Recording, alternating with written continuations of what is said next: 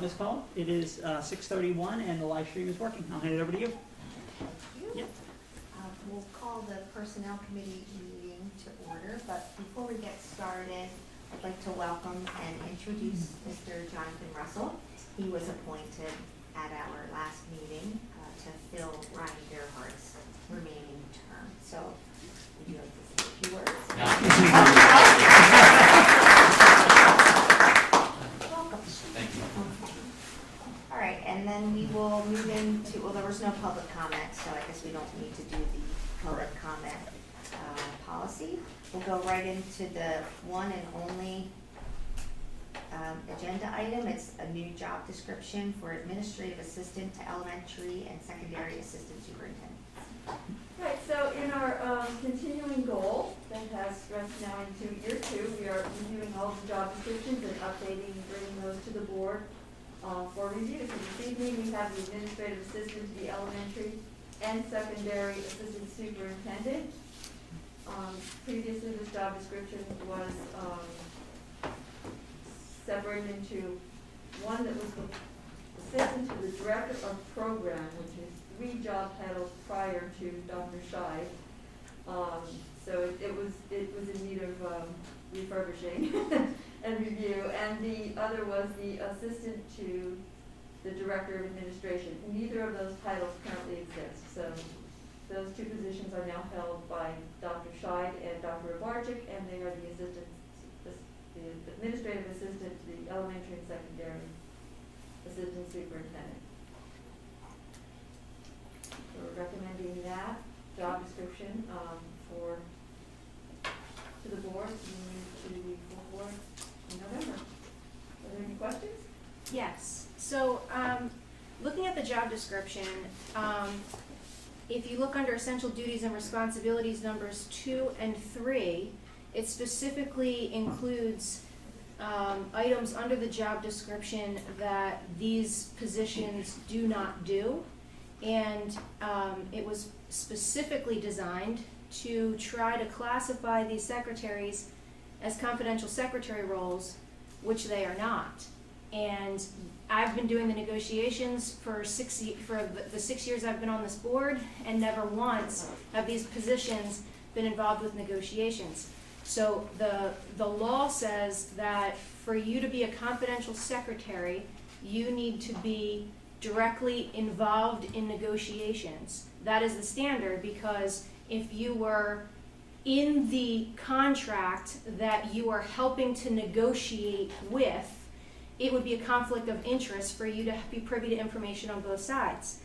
But that is not the case with these positions, and it's clear that this has become a strategy to try to inflate certain salaries over other salaries.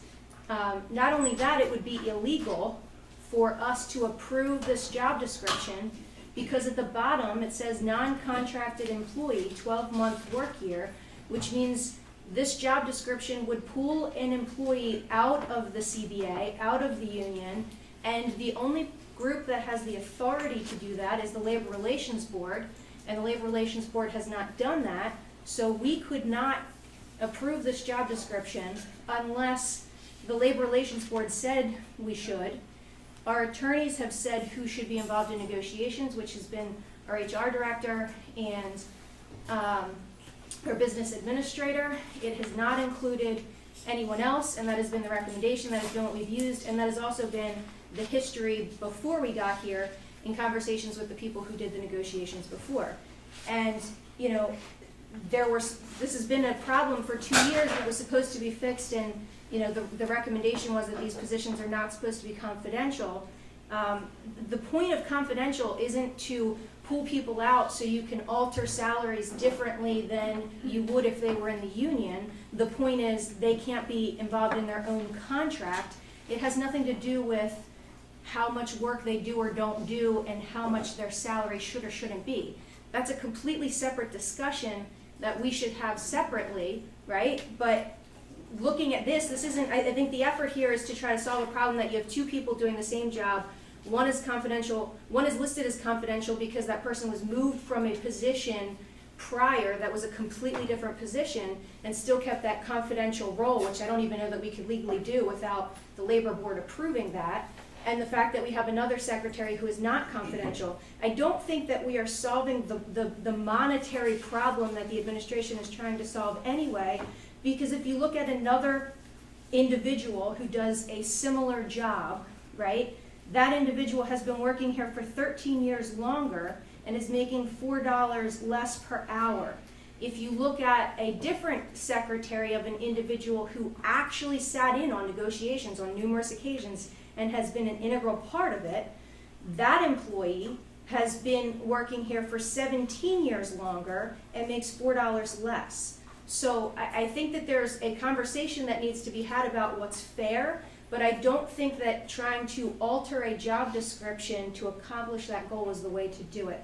I think that that's a separate conversation that has to be had, in determining whether or not, where salary should fall, and that discussion should happen with the union, because they're union positions, right? And whether or not those should be a different tier, that's a conversation that we can have.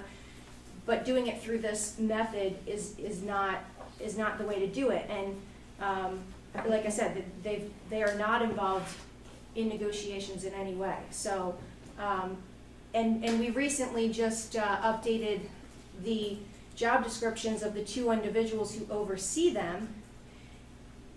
And in neither one of those job descriptions did we add numbers 2 and 3 to their job descriptions. So how can we suggest that these people are assisting them in a job that they don't do, that's not in their job description, that we literally just updated? There's another individual who was in negotiations who doesn't have number 2 and number 3 under the job. And then that person's secretary also doesn't have those things. So, I mean, this was a clear effort to put that information in there to try to support changing positions that legally should not be changed. And then we'd be wasting attorney's fees trying to change positions in a way that is not legally sound. So, I mean, aside from all of that, and I think the board needs some more information, that line at the bottom right there makes this a job description we legally can't approve. Well, I think that we need to have the attorney, and Dr. Bolton, we do have planned to have Mike Miller talk to us about this particular proposal, but that's a personnel matter that occurs in executive session. Yeah. Is it okay if I address a couple things? Please do. First of all, this is not a salary request. There is no salary attached to the job description. The two employees that we're talking about here currently have salaries. They're currently employed. The complication is, as Ms. Bates-Clemens said, that we have two people doing exactly the same jobs now that the assistant superintendent is a new model that was brought in a couple years ago. And we have two people who had very different job descriptions that also had not been updated because they were even old for the positions they were currently sitting in 2 years ago. One is currently in the support staff agreement, and the other one is a confidential secretary. The confidential secretary does in fact have the essential duties that are mentioned, number 2 and 3, in her current job description, which is also old, as we updated them. So this is not a monetary request in any way. This is literally trying to update the job description. To do that, what Ms. McHale has done for all of them is we've gone to the employees and the people who supervise the employees to talk about that. So Dr. Robarchuk was not here during negotiations 2 years ago because Dr. Price would have been here as the Director of Administration, so Dr. Robarchuk would not have participated. But Dr. Scheid, would you be comfortable speaking a little bit in terms of your role as well as then how that either did or did not impact your assistant during recent negotiations? Yes, Dr. Bolton, I'd be happy to. So during the time of negotiations, I was highly involved with the PLT, we call professional learning time. And I attended meetings actually in this room with our attorney. I believe Mrs. Bates-Clemens was also there, and union representatives. So I spent a number of hours negotiating the PLT time. My assistant, my secretary, did all the correspondence for that, where any memo, or any email, or any exchange of information, she's the person who keeps that.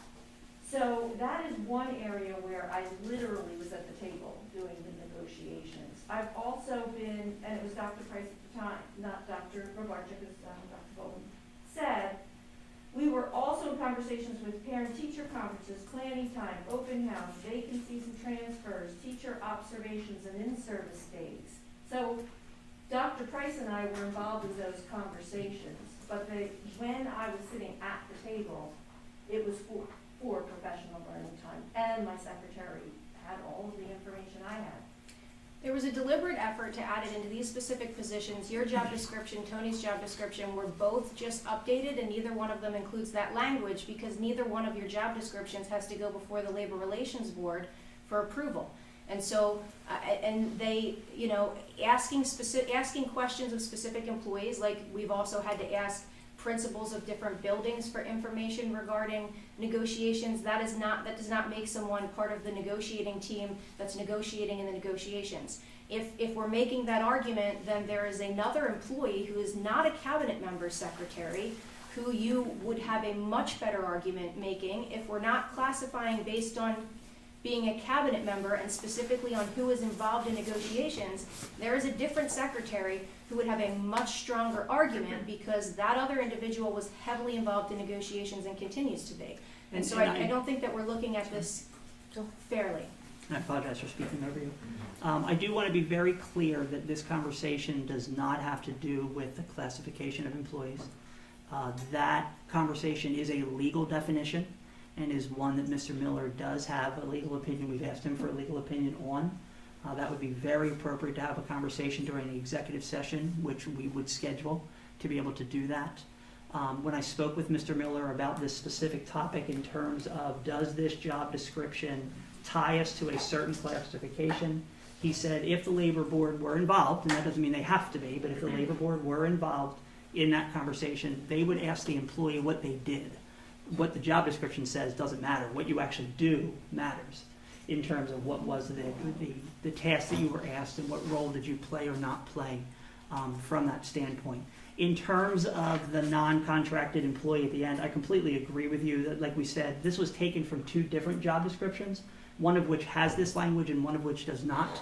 So we obviously copy and pasted it from the wrong one. We would actually have to speak to Mr. Miller about what these job descriptions would say because the two employees don't have the same terms of employment because they're in two different bargaining groups right now. And so we'd have to ask him about that, whether we'd have to have two separate job descriptions in the short term to be able to change the end, one with the secondary, one with the elementary. I didn't think to ask him that. I didn't catch that, so thank you for that, because obviously we could not have that same language for both of them.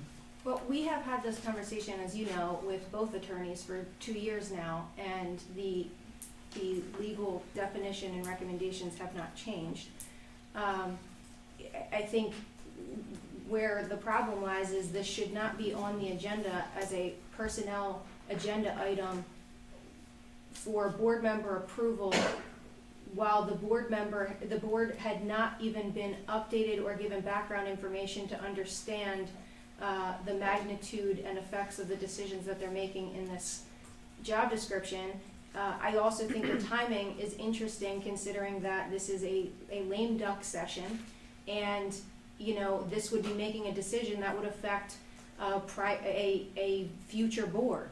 And so I don't think that putting this through in November in a lame duck month of a 2-year span is the appropriate timing for this. I also think that the executive session you're talking about should precede this document because you're putting the cart before the horse to say, hey, approve this job description, and then later I'll tell you the details and effects of the job description you just approved. So my suggestion would be that this be tabled until after the negotiating session and after the board members who would be involved in any future decisions as a result of this are actually at the table. Well, I think that we're not voting on it tonight. We don't vote. Well, right, but the committee and intent you- is for it to go to the Okay, board meeting in but November. the expectation I have is that it would be the executive session you're talking about would come before Okay. we would vote on it. With regard to the lame duck aspect, you know, we have a majority of the people that will be here in December, I think, will be here now, if I'm not mistaken. Mhm. So, in my mind, you're talking about, it's not the same as if you had maybe a completely different, that's just my perspective. So, I would expect that we would have the executive session before that, and then if board members don't want to put it forward, it won't go onto the agenda for November, and it could wait, correct? It certainly could. Okay. Again, I want to separate the purpose of what we were doing here tonight, that this was the process of updating our job descriptions. It really came through because if you remember the organizational chart that was just approved at the last board meeting, right? It was the other thing that put it back in our minds that, oh, we have these 2 assistant superintendents and their assistants are listed differently because their job descriptions have them 2 different. So that was the other thing that triggered this conversation to make sure that was here. And It does again, not. there are 4 other positions that we recently updated where we did not add that language because all 4 of those positions who are more involved than this are not positions that you would want to try to put the job description forward to the Labor Relations Board to say this is what they do. And I would again suggest that that's an executive session conversation that we should not continue here this evening. Correct. In terms of Yeah, that no, piece. and I agree, that, I mean, we're talking about things that require a legal. Which is why this document shouldn't have been on this agenda tonight. Well, you know, if it's being presented and, you know, that's certainly an opinion that people can have. Does anybody have any other questions? Yes, actually, sorry, one other thing. In here, it says that as one of their job duties, it said something about overseeing sister schooling, which we don't even have anymore. So if we're updating it, shouldn't we remove that aspect of it since we don't do sister schooling anymore? Sister schooling is still on our books in terms of a possibility. We have not done it since I've been a superintendent here, but it is something that we still would consider in certain circumstances Okay. from a number standpoint, so someone would need to supervise it, which is why we left it there. Although you're right, we have not practiced it in the last few years. Okay. So, 2 questions. Mhm. When you change this, is the pay grade, I mean, I know there's difference between labor union and not. Is that gonna be a different pay grade, or is it gonna be in a similar? The job description would have nothing to do with pay grade. The I understand conversation that, but around it's workshop. confidential versus support staff does have financial impact, and so that would have to be part of our conversation with Mr. Miller in terms of the positions. And then we'll continue that discussion, see how legal it is. Correct. I'm good with that. Yep. Okay, so our next step, as I hear, is to schedule an executive session conversation. If there's any other feedback in terms of the job description items, as you have a chance to review them between now and then, please also send them to us Well, so we can address them for you. can we just address the timing issue? Because I think if we're scheduling an executive session and people are going to have, if the conversation is about whether or not this position is going before the Labor Relations Board and all of those things that are going to be extended for a period of time outside of just an approval at one meeting, then it would make sense for all board members to hear that information rather than having to pay our attorneys to come back a second time to educate any new people who weren't there to hear this information the first time. So I would suggest that this should be an executive session that happens in December after the reorganization, so that any conversations going forward include people that will be here for all of the other pieces of this. That's something I can talk to Mr. Kraus and Mrs. Cullen about. Okay, Okay? all right, that was it for personnel. The next personnel committee meeting is scheduled for January 3rd. Mrs. McHale, thank you. Thank you. Can we go without a break between the committee meetings? I think we can. Everybody feeling good? All right.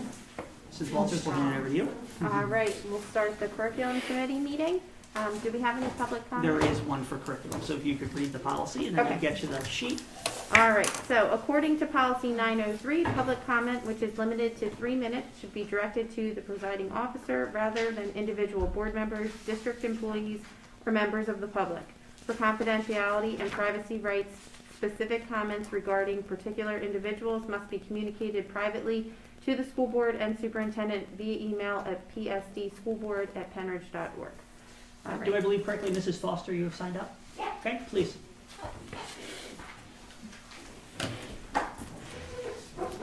there's not a microphone there. Just speak loudly. Use your outside voice. So Laura Foster from East Rock Hill Township. First, I'd like to express my support for the proposed TCI program, Social Studies Alive, as a part of the elementary school studies, social studies program improvement proposal. I'd love to see the process of vetting by accomplished teachers. This is a well-done proposal all around. I want to talk a little bit about vernacular. It seems like we've been drawing lines in the sand over words we use when we're, I think, describing the same thing. And I hope that to be true.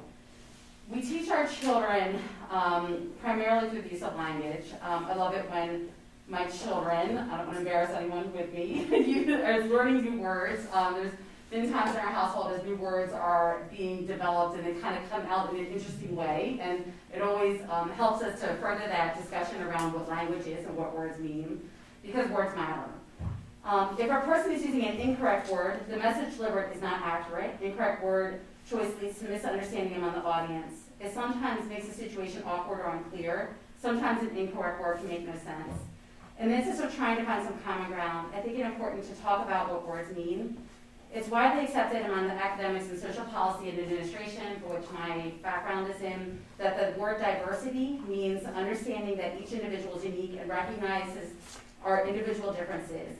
They can be along the dimensions of race, ethnicities, gender, sexual orientation, socioeconomic status, age, physical abilities, religious beliefs, political beliefs, or other ideologies. There's nothing in this definition that means or connotes any differences amongst us are bad or wrong from any perspective. Social policy administration and its parent field social work are the academic arenas where these terms have originated from and where their impacts have been widely studied using the scientific method. The definition of varied is incorporating a number of different types of elements. It is not as specific as diverse.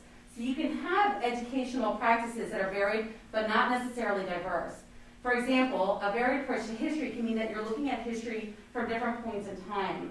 A diverse approach to history needs to incorporate the aforementioned differences. So when we use words like varied, instead of diversity, it waters down the complexity of diversity. It takes pieces of it away. The truth is that we already have and present variety in our curriculum. It's one of the awesome parts of how we teach and what we teach our children. Diversity is different. It is different by definition. It's important that we think critically about connotations made towards words diversity as a result of our political climate and understand that these connotations are impositions of bias itself and not an adherence to the definition of the word. When we pull out of conversations of keeping diversity in our curriculum, we're falling into the category of collusion, which I can't imagine anyone here is being in favor of. So just if you're not familiar with the academic term of collusion, collusion is when people act to perpetuate oppression or prevent others from working towards eliminating oppression. And I don't see that happening here at all. So I would greatly encourage our curriculum committee to reinstate and to keep using words around diversity because it's important to all of our children. Thank you. Mr. Wers, can you check the curriculum sign up? I don't believe there was anyone else signed up, but it would be behind you on the table. Do you see any other names on there? No, just one. Okay, thank you very much. Thank you for your public comment. And do we have anyone else? No. Nobody else signed up? All right.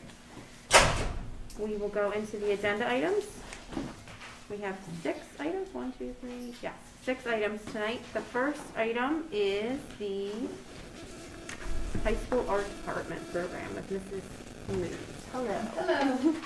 My name is Sarah Moose. I'm a teacher at the high school. I currently teach AP history, studio art history, AP studio art and photography. I'm also the K-12 art coordinator. And I would like to propose the addition of the AP art history course at the high school. At the high school, one of the building goals is to encourage students to challenge themselves academically. An advanced placement course offers students this type of opportunity, and it simultaneously prepares them for the rigor study in the associated field. Currently, the high school does not offer an art history course. It only offers AP studio art course. Many students would benefit from the opportunity to take an academic-based art course as opposed to a studio art course. We have so many students that really love art history, love art criticism, love looking and talking and learning about art, but aren't really that great at drawing and painting. And I think that this would be a great opportunity for those students. The course will provide students an opportunity to learn to appreciate art without the focus on the technical skill and the art making aspect. The AP Art History course welcomes students to the global art world to engage with its forms and content as they research, discuss, read, and write about art, art making, and respond to interpretations of art. So I just think it would be a really wonderful course to add to the art curriculum. It has an incredible curriculum. It's very diverse in terms of from the beginning of time, prehistoric, all the way to modern art, and I think it would be a great addition to the curriculum. Is there, sorry, here's Okay. the top, 11th and 12th grades. Yep, 11th and 12th. I don't see any real cost. I will have to take a course just to become certified. The curriculum is all online, so it's free. So that's wonderful. And I will be teaching the course. Mrs. Moose, I know you've spoken to some students about this, and you've lived this over many years in Yes. terms of this type of quality artist at the high school. What do you see in terms of numbers? Obviously, the concern in any elective area when you spread out the offerings is that you'll have fewer students to spread out over the offerings, which means your classes become so small that they don't run. So what do you have a sense in terms of interest? What do you expect to happen with this course in terms of the number of and students that would be there?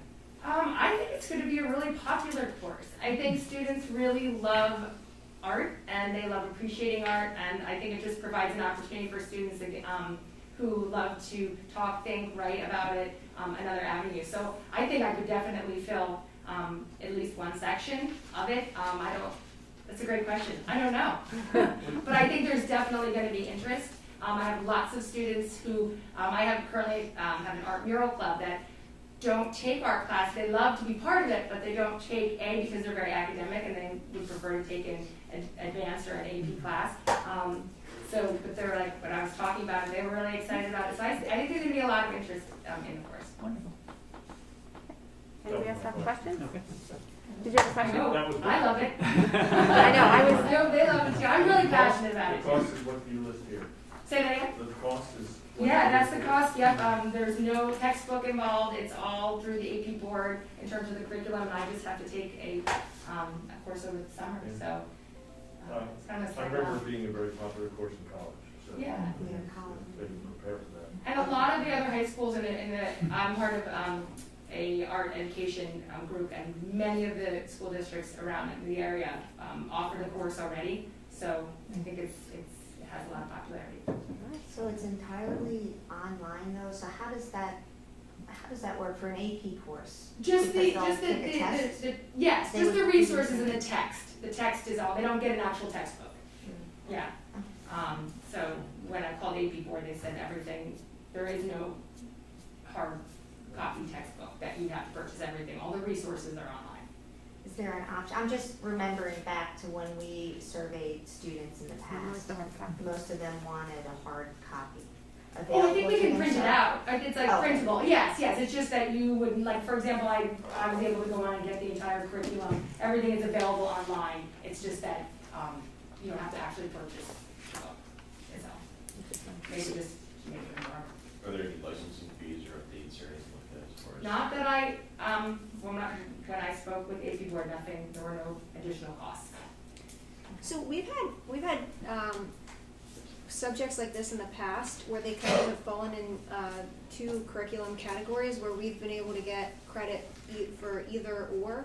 I'm just wondering, with all of the history associated with this that's built into this, could students, is there a way to classify this so that students could also get a history credit for this class? That it would fit under their core requirements? Right. That's a really interesting point. I was actually thinking the same thing myself.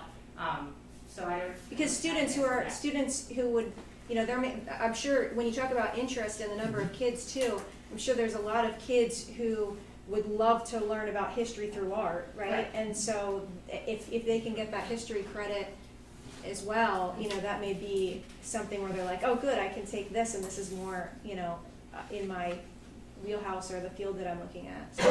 Mr. Roberta, can you ask your buddies in the county in terms of whether there is anyone who is incorporating it that way? Because they would have had to go through the state process to see whether it was possible or not. Okay, great, let us know. Sure. And to your other question or point about interest, we have a minimum as far as if a certain number of students don't sign up for any given class, that class isn't run, right? So, whether, no matter what the class is, right? Right, exactly right. Okay. Well, it sounds wonderful. I was reading a lot of these, all of the descriptions, to prepare for the meeting, and I kind of want to go back to high school. And That's one you wanted to take. I know. I was like, which one do I want to go sign It's a up for? class I've been wanting to teach for a very long time. I'm very passionate about art history. I love to incorporate it in all my other classes. And the students, I feel like they're not as excited about it as I am. So to be able to teach just an AP art history class, I'm like, yes, so Nice. excited. Excellent. Thank you. You're welcome. Should I just scroll down? Yep, and then we'll go right into the next one, which is the Oh, advanced art sorry. proposal. Did you? I didn't scroll through all this as I was going. No, maybe not the thing. Okay, so the next proposal, how do I get to it? We have to I think click it's on the the, tab. up at the Oh, top, find my tab B. readers. Yep, This there you one? go. Okay, Yep. there we go. All right. So this is the next proposal. I currently teach advanced art, and due to the rigor, requirements, and expectations of the advanced art curriculum, advanced art students should receive honors credits for completion of the course. To perform successfully in advanced art requires accelerated and additional amounts of practice, extended time, and effort spent on works of art. Students in these courses are responsible for a larger volume of work, therefore dedicating more time to their craft and to their work as a student in these classes. Awarding the students the deserved honors credit will also open up the course to interested students who are looking for honors level courses and will increase student enrollment. The existing courses have developed many students to become outstanding artists and designers. The majority of the students that are enrolled in the class that I currently teach are very serious about pursuing the creative arts in their future. Many continue to take AP Studio Art or enroll at a four-year arts program. So again, due to the rigor, the curriculum, I think that the class really deserves an honors credit. I have personal experience, again, so many students who are really fantastic artists that I have in my club, that I've had in previous classes when I talk to them about, why don't you take advanced art? And they say, I can't, it's not honors. And they're really talented artists, but there comes a point where they just would prefer to take a class that has the honors credit. And I feel like the rigor and the current curriculum really merits getting the credit. We added we added honors distinction to, In what was it? technology as well as in music. We have Okay. similar models in those two departments as well. So this would follow. Yeah. I think it would be good to explain that, for everybody that might not have been here before, that we have added this distinction to other courses of the kind. I think it's Last year next before, the years were together. Yeah. This could be a little bit off the wall, but how does this tie in with our Pathways program? How does the honors tie in? No, this particular, I'm looking at the arts, the whole art process. Is Well, we're that part doing of it the with music Pathways right now. system, or haven't seen a relationship there? Yeah, I mean, that's the hope, yes, that is, because, I just have so many students that come out of this particular course and AP Studio Art that go on to architecture, to fashion design, that are working in the field right now, that, for them to be able to see that, and their parents, that it's okay to go to art school. It's okay. You will have a fantastic, passionate career. And Thank Mr. you. Carmack, we Very are successful. moving in that direction. As everyone knows, we just started Pathways. Mhm. So we're just beginning that. But that is where we hope to go. As we Okay. incorporate the arts, right, into certain careers for students. Sure, And we understand. have a very enthusiastic teacher and coordinator who's willing to lead the way there, so, There you go. thank you. And on that note, I think, one of the things that I would really like to see us do, and I know we had this conversation a couple of years ago, and then it kind of just disappeared and then never came back. I don't know if we can have Rodney Altimos come back again for another curriculum committee meeting, because there are so many ways that we can partner with the community college to be able to offer things to our kids. They will send a teacher to actually teach classes here, which is what they have going on in some of the other buildings, so that our kids can get college credit. They can actually have some of our teachers actually get hired under them so that they can be accredited to teach and give college credit to some of our kids in our buildings. And we can work out tuition breaks, by making those kinds of arrangements with them. And I'd really like to see us be able to do that. The other thing is, in the past, we had allowed the kids to take more credits at the college, and now it's been restricted so much that we've almost made it impossible for kids to be able to take advantage of the program by saying you can't take any core classes there, and you can't take any classes that are the same. But you're not comparing apples to apples if you're comparing a class where you don't get college credit to a class where you get college credit. If you take psychology here, right, and you're not getting college credit, or you take psychology over at the Bucks County Community College, you're getting college credit for that. So you can't say that it's the same class. It's not the same class. And, I think we need to look at preparing our kids and making sure we give them the most opportunities possible. And, I think that's a good way for us to be able to do it, so.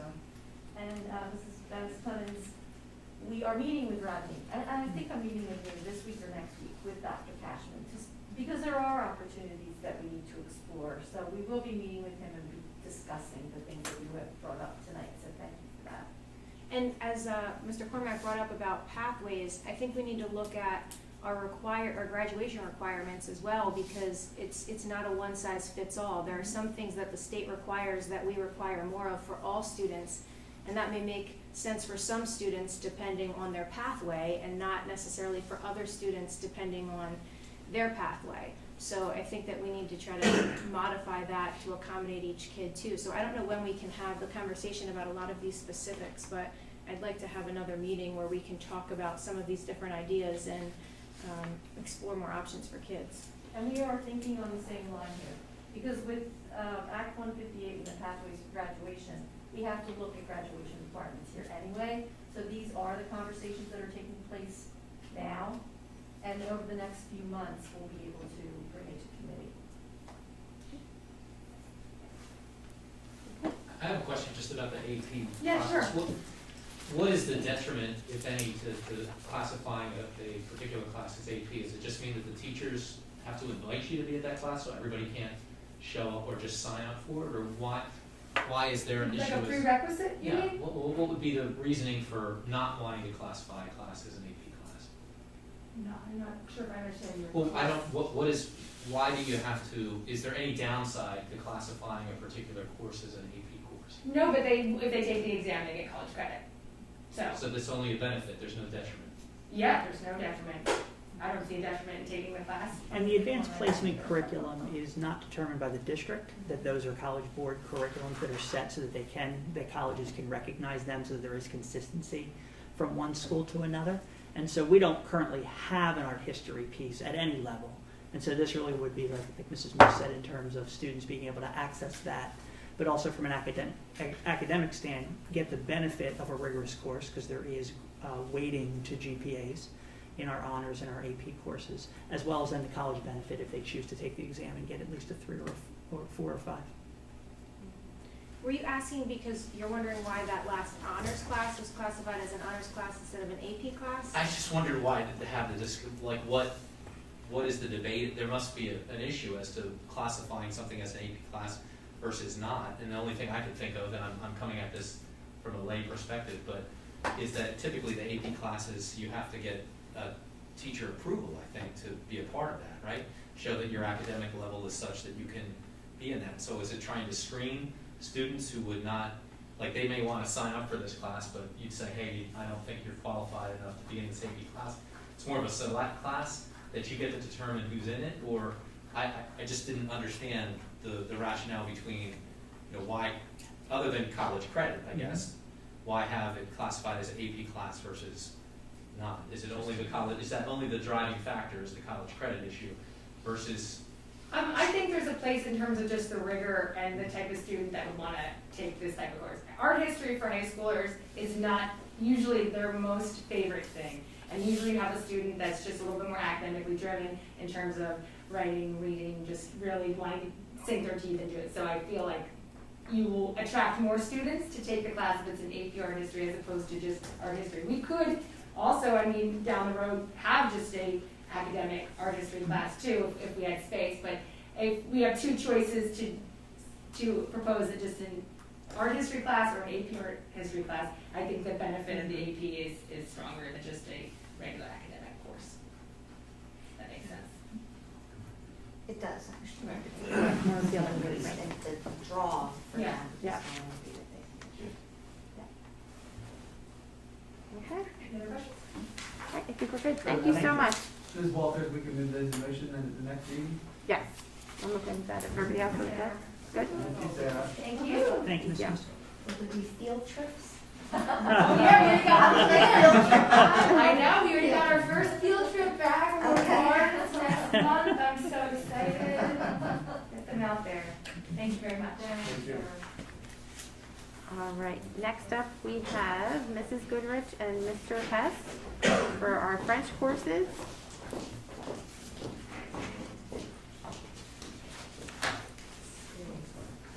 I can see, this is like using the The next extend on tab my C. PowerPoint in my room. There you are. All right. Hello, everybody. My name is Leanna Goodrich. I am one of our German teachers here at Goodrich High School and also one of the middle schools. I'm joined today by two of our French teachers that are here at the high school, Darren Hess and Robin Martin, and thank you for seeing us today. Darren and Robin came to me probably about a year and a half, 2 years ago, because their book series was so old. The publishing date was in 2008. And as they were going through and teaching using this resource, the concern was really raised that it was not the best textbook to really and truly expose the kids, the students, to the listening, to the culture, to the reading comprehension, and also preparing the students for the eventual AP French class that students can take after their level 4 year, successful level 4 year. So they at the time decided to start doing the investigation as to what textbooks were available out there, and they evaluated 4 different textbooks. They spoke to the publishers, they went through the ancillary resources. And I'm going to turn it over to them because they have a wonderful, you can see the proposal that was provided to you. We also provided you the student textbook to kind of take a look at. But they are here today to make the proposal that we are able to use the Entree Culture textbook series for our level 1 to 4 courses. Darren, Robin? Okay, so we chose Wayside's Among Cultures as the winner. We vetted, we came down to 3 candidates, and we chose Among Cultures as the winner.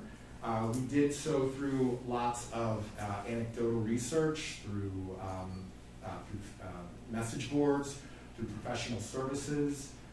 We found that this particular text really had a great focus on what the AP exam focuses on at the end of the line. What you have is presentational speaking, presentational writing, interpretive reading, and interpretive listening. So those are the skills that the kids need to know as a modern language learner. And this textbook really ties into those very well. There's lots of really good choices. There's updated materials. You've got a great bank of resources, especially with online components, so we don't have to be using CDs and DVDs. Those are now a thing of the past. We're using digital platforms to pull resources from, and that makes it a lot easier on the teacher and also easier on the student for access in today's Canvas world, where students need to get those materials no matter what the learning situation, okay? Especially when they're absent, they can get those materials very easy. This particular series focuses on ACTFL's proficiency guidelines from the ground up. Each unit asks essential questions based on the unit's theme. Activities, assessments, and resources all relate to those themes. Tasks and the percentage of text in the target language are scaffolded to gradually move students along the proficiency spectrum. Authentic resources are very strong with this particular series. This publisher uses authentic resources as the foundation of the lessons rather than merely as supplemental materials. Examples are provided by native speakers, which is extremely important. At the end of the line, they need to be hearing that kind of language, authentic language. It creates a more substantive learning experience, allows the student to see in an authentic context for their communication right from the get-go. Wayside has a learning site where users can access what's called the Flex Text. That's an online textbook. And also the main resource that we will be pulling from is called Explorer. That's the box of materials, so to speak, which were previously the CD, the listening activities, the worksheets. They're all there in one site. It's a collection of authentic resources, audio and video content, proficiency resources. It's the digital equivalent of those things that I just said and other supporting materials that many world language teachers often keep in their classrooms, including visuals as well. There's also an online portfolio option where students can upload evidence of what they do in the language. And then there's an instructional strategies toolkit for teachers, teaching suggestions, instructional strategies, graphic organizers, links to additional resources, variations, and alternatives so teachers can customize their activities to fit their needs. One of the main things that we saw in that has now become problematic is the anachronisms that exist right now. 2008 to 2021 is a pretty significant gap. There are some items that do need to be updated, and I'd like to ask my colleague, Mrs. Martin, to explain some of those. It's just hard to be believable and credible as a foreign language teacher when your students have the textbooks in front of them and what they're looking at are floppy disks and or we're talking about countries and there's countries that don't exist anymore. It's just becoming difficult to be credible when these are the things that they're, no one has cell phones, there's actually a chapter where the introductory, lovely colored pictures are people using payphones. So it's just, It's a history book. Yeah, can we get history for it? and then another one where they're filming, the reason they want to show videos, they have students lugging around tripods and, those huge VCR cameras that you put on a tripod and the kids are just like, what's that? They're using their phones, just use your phone. So do you think, aside from the, I love that you use the word anachronism, tense words, but aside from that, does what you've chosen, is it, the way we kind of learn languages is different from, is it modernizing maybe how we learn it? So I heard you say that this is kind of focused more on having them really learn how to do the native speaking and, can you talk more Yeah, about that? so definitely there's more of an emphasis on the spontaneous nature of communication. So we want to get them lots of Q&As, lots of personalization, lots of image prompt, look at the picture, what's going on, having to think critically about things, having to solve problems. And that book does lend itself to that. There's not really the trend in explicit grammar instruction has definitely become diminished over the years. There might be a small place for it, but really it's not about grammar, it's about communication, because at the end of the line, the AP exam, the AP class is not a grammar class. It is a vocabulary, it is a theme class, it's a discussion class, it's a discussion about real world ideas. And that's where I think the modern textbooks are doing a good job, because these companies realize that they need to get kids involved in spontaneous, authentic communication. Great. So, do you know when, I know you have the copyright date on here from the 2008, but do you know when we actually when we purchased it, when we started using it? It was long before I was World Language Department Coordinator, I can tell you that. I was just curious. And I'll also mention, our colleagues who taught and chose that series are also long since retired. I can tell you when it happened. 2008, 2009 was our last year of the previous series, which was called Allez Viens. Then in 2009, 2010 was the first year we instituted that new book. So something had to have happened in that year before with our predecessor, and her colleagues. So it was done You very have a great quickly. memory. Well, that's when I started, because I started the first year with an old textbook, and then the second year, I used our current series. So that would be 2009, 2010 was the first year of the implementation of the current series that we're in. Okay, in 2009, they had books with payphones in it? You know what I mean? They Like- might have been payphones too. Well, you keep in mind, in But- Europe in particular, Oh, they that's true. still have payphones. I mean, everybody's got their cell phones as well, but it is not impossible to find payphones in Europe. Okay. So, I'm what just- is the copyright date of this curriculum? Because one of the things that I found is a lot of times we'll purchase curriculum that has a copyright date of 3 years earlier, and then we're like, 2 years from now, hey, it's too old, we need to get new stuff, and we're like, well, then why didn't we purchase new stuff when we purchased new stuff, right? Well, the level 4 textbook, which they've been told about the information that is contained in it, and they've seen samples, but that actually has not yet been published. So that gives you an idea as to how current this currently is. Yeah, it's very current. I don't want to say with 100% certainty it's 2020 or 2021, but it's got to be one of those two. Now we have sample copies somewhere here. Do you have sample copies of the whole thing, or you said it wasn't yes. printed yet? Well, level 4 we don't. Right, and that, But it's we in a have that. continuous series. Yeah. So they have examined the levels 1 to 3 book.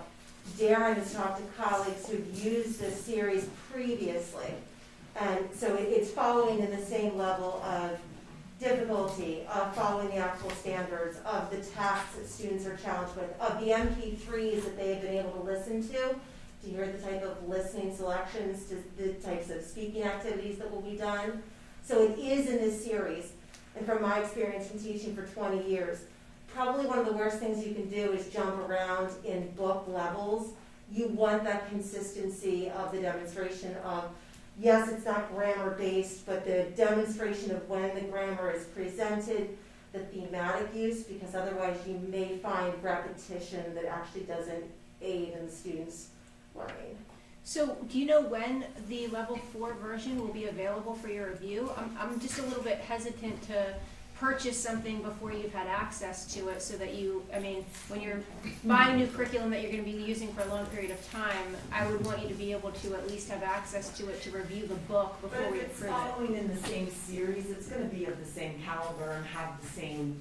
Well, that doesn't mean that you wouldn't review it and find content that you don't like, or that you think, you know what, this is not really what I want to be.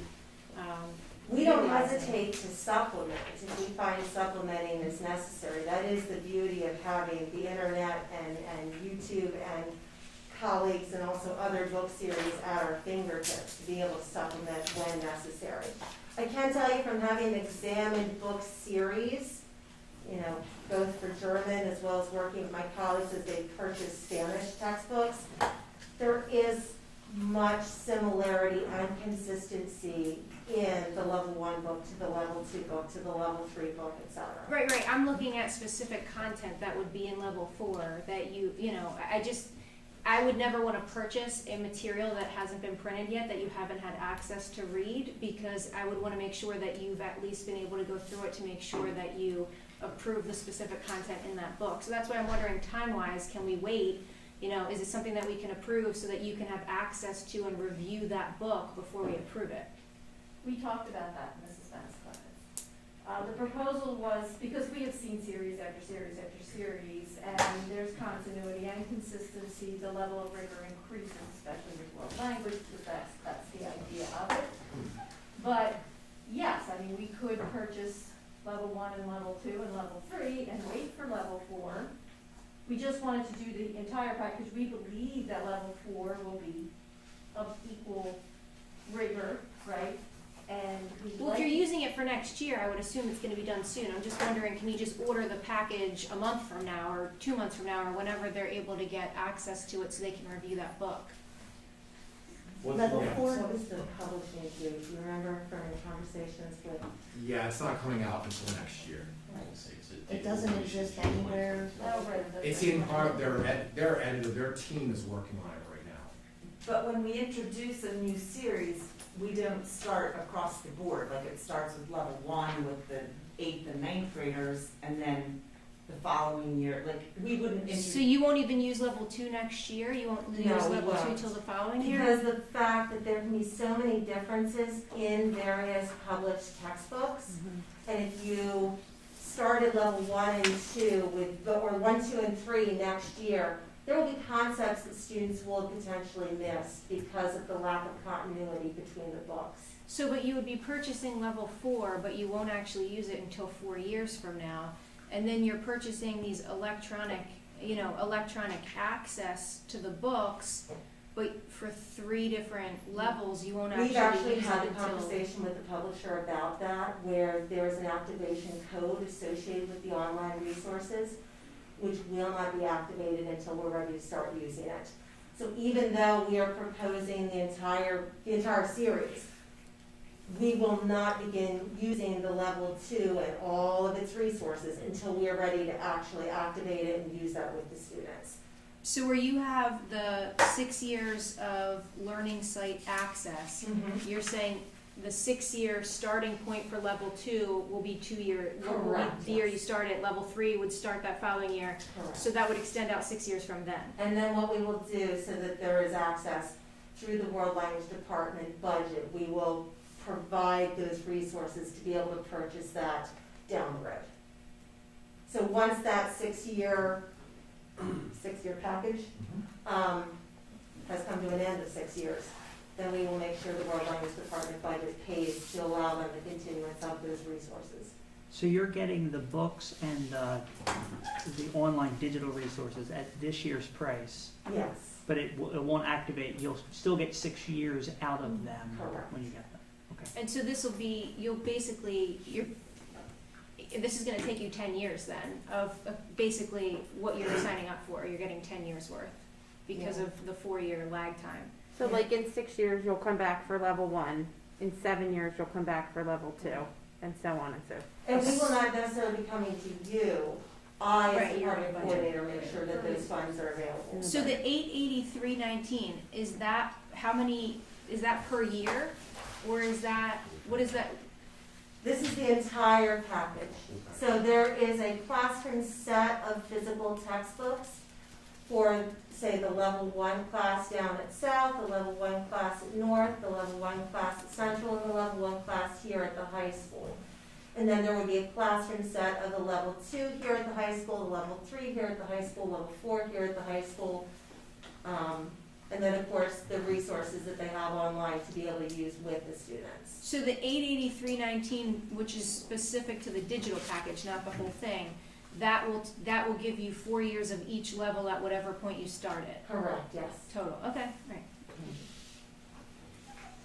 So I guess if you can just find out what we can do about that date, because I would, and I'm just one person, but I would like them to be able to have access to level 4 to be able to review it before we purchase it. That would be my only thing, and I don't know if you could even work something out with them. But again, you're making a long commitment, because like you said, you have to use the whole series, and this is a 10-year commitment. And so that's why I would just be really hesitant to purchase something that we're gonna use for that we're gonna have for 10 years, right?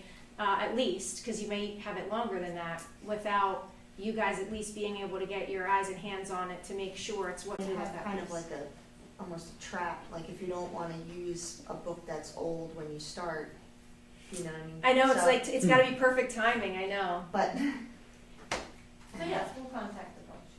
How does it compare to the other languages? How many, about 40 books per year, so you have about 40 students? or- No, because you'll have multiple level 2 classes, multiple level 3 classes. So there's one classroom set of textbooks that you would use with the students when they're in that room. So how many are enrolled per year on average? And, oh my golly, Middle schools? that's a very complex question, because there are multiple teachers teaching in multiple buildings. So I personally have 120 students myself, my colleague has about 120 for German. You guys? 100. Same. And there are 4 of them, so it really depends upon the language. But, I mean, we're quite proud of the students that we produce, their capabilities in the language. When these guys came to me saying that after examination of all these textbooks, they felt as if this was truly the best series for getting the students to the AP level to taking college entrance exams in French. I mean, I truly trust their judgment on that. So the one you're choosing is, from my experience with languages, teach your kids to speak well enough that they can carry on conversations, and they never get past that fear of starting a conversation, because they put German and all that. Is this focused on that too, so that they will converse with people? Because once you get past that, then you can really learn the language, but if you're afraid, I just want to make sure that seems like where it's headed from the old textbooks, much more structured. Yeah, I mean, we're getting away from rote repetition, rote memorization, and we're concerned about contextual learning. My mantra is contextualized repetition. How can you bring back the words repeatedly in a different way, in a more meaningful way that relates to the theme? And that's what these books do. That's what all modern textbooks are doing today. You don't, drill and kill is a thing of the past. You may have experienced that where you repeat the same thing 10, 15 times in a class, and it sounds good, but it really doesn't do anything for spontaneous conversation. This does, because the students are having to constantly think about the message, they're having to think about where the conversation is going, they have to produce spontaneous language, they have to come up with some original creative things in dialogues, and not rote dialogues, they're organic living dialogues. And that's the hallmark of a good textbook. It's it allows the students a lot of opportunities to bring in previously learned vocabulary, the recycling, re-entry, and that's what these textbooks will do. It's a very modern approach to teaching language. So Now, the AP then, it's only French 4 that offers an AP version? Is that what you said? The fifth level is an AP class. right, and that's done. That means Yeah, that was taken care of 2 years ago, 3 years ago? 3 years ago.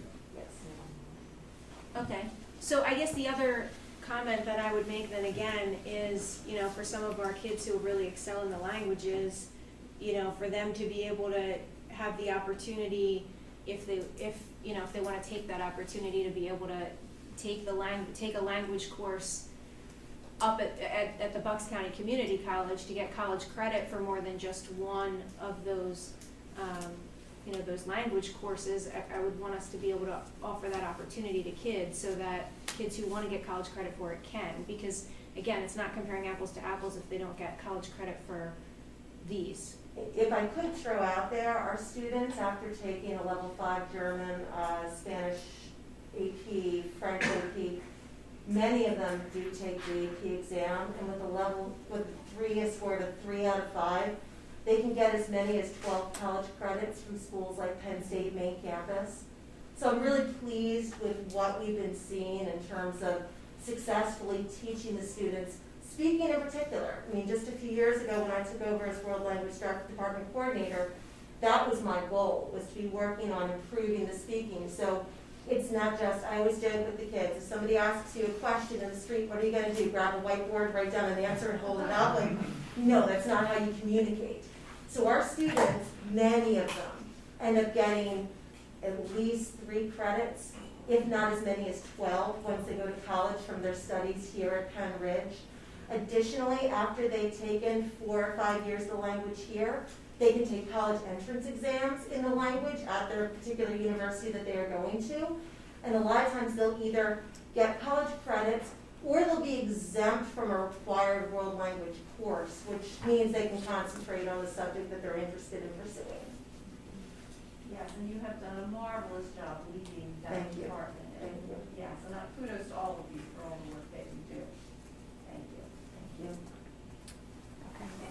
So, Megan, I know you want them to review the 4th textbook, but how does everybody else feel about moving this forward to the November meeting? Well, I mean, provided that they, if it's going to be of the same quality, which I don't know why they would not. Absolutely. How old are the books in German and Spanish? We purchased our books for German in, I believe, 2013. I think it was later than that, because I You think it remember was that later than proposal that? and I remember who proposed it, Remember and who? I didn't get here till 2015, Okay, so maybe it was 2015. I've had 2 kids. Time is kind of mushed together. I think, maybe. We totally and understand. the Spanish textbooks just got updated. We just got the level 4 Spanish textbooks. So that, in a similar manner to how the French textbooks have been implemented, that's what we did with the Spanish textbooks. And when did they start? So 3 years Three. back, right? And your experience with that was that the quality was there, like it all, They've been very happy with the Spanish textbooks. they have the same Based on kind that, of. I'm okay with it. This, for Spanish, is it the same as this will be, like we were just talking about, it's more teaching them how to converse? I know I'm kind of stuck on that point, but that's when you learn the language, that's the exciting part, is when you can go and my high school teacher was really great for Spanish. It's nice to be able to go away, or, you know, we have the exchange student at our house, and they can speak all these different languages, and I think it's amazing, so. I mean, these guys will testify, as will I, with our level 1 kids, within about 3-4 weeks, we have a 20 to 25 minutes talking with each other, interviewing each other only in German. And at the end, they're like, whoa, I just did that. I said, yeah, go home and tell mom and dad about that. So, I mean, I am very, very proud of how we as a department have put the concentration on speaking. Because exactly, it's great that you can read, but the communication is really the most important aspect of learning a language. You know, I really think learning a language is paramount. I think we need to go that route. But I'm gonna bring it right back to where I was before. How do we incorporate learning a language into the Pathways program? There's gotta be a way to connect the two of them, because looking at the future, we're gonna communicate more with the outside world. So is there a pathway for learning a language? And there will be. I served on the, I'm a very busy lady. I was on the Pathways Committee as well. And that is one of the things when we examined the various pathways that we were considering and in the midst of implementing. That was one of the things we did, was talk about with each of these pathways, what courses would you truly recommend? And one of them in almost every pathway was a world language, because I mean, whether it's German or Spanish or French or Latin, I mean, for medicine or law, these are skills that are going to pay off to students as they take that next step into their professional lives. I have one more. Go ahead. So, what I was gonna say is, most other countries start their kids much younger Yes. than we do. But there was a district near here, years ago, they had a Spanish immersion program. So they took Yeah. English speakers. Remember this? We went Yeah. through. We actually we talked about that when we did the elementary. A friend of mine, his kid went through it, and he was completely fluent in 2 languages. Mhm. No, It's and I'm not suggesting we start anything like that at this point, but I'm curious. The younger the better. Well, We actually, actually had Without talked doubt. about that. We did an elementary review of their scheduling 2 years ago, 3 years ago. It was right when I got on the board. And we had We tried. tried to, but we just don't have the time in the school day. So No, I kind of, it understand. was one of those things that got nixed, but I don't think it's off everybody's brain. yeah, So but we've also talked maybe we about bring it. it back. We've also talked about it being a specific grade level, like, you know, 2nd grade is the most repetitive grade, and so if you took all 2nd grade and made that an immersion, you know, where you were immersed in just 2nd grade and through attrition, hired all bilingual teachers to teach a second language and had an immersion program in 2nd grade. But I think the problem was finding because we talked, and that would be great, but finding enough qualified staff to keep hiring to fill that many positions, because if you think there's like 3 per elementary school, that's 21 teachers. And so to be able to find 21 people certified and qualified to be able to teach that, that's the challenge. So if you can find us 21 bilingual elementary teachers to do an immersion program, that would be No, great. they have to produce the high school students now, and in another 5 years, when they're done college, we'll get them to, we'll hire them back to do 2nd grade. You said you're busy and you like a challenge. So we'll just Oh. All right, so everybody's okay? Okay? I'm fine with it, thank you. Wonderful, thank you so very much. All right, thank you very much. Thank you all. Have a good night.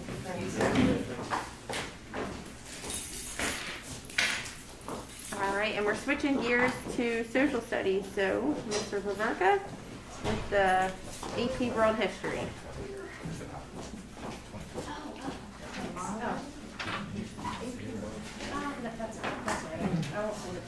Thank you. So how do I follow up the French presentation? Yeah. Bonjour. How many languages? Okay, so I'm here tonight to talk about the proposal for AP World History Modern. This is our 11th grade AP course, and taught by Ms. Heidi Newman, who's done a wonderful job over the last several years. We started in 2014 with this course.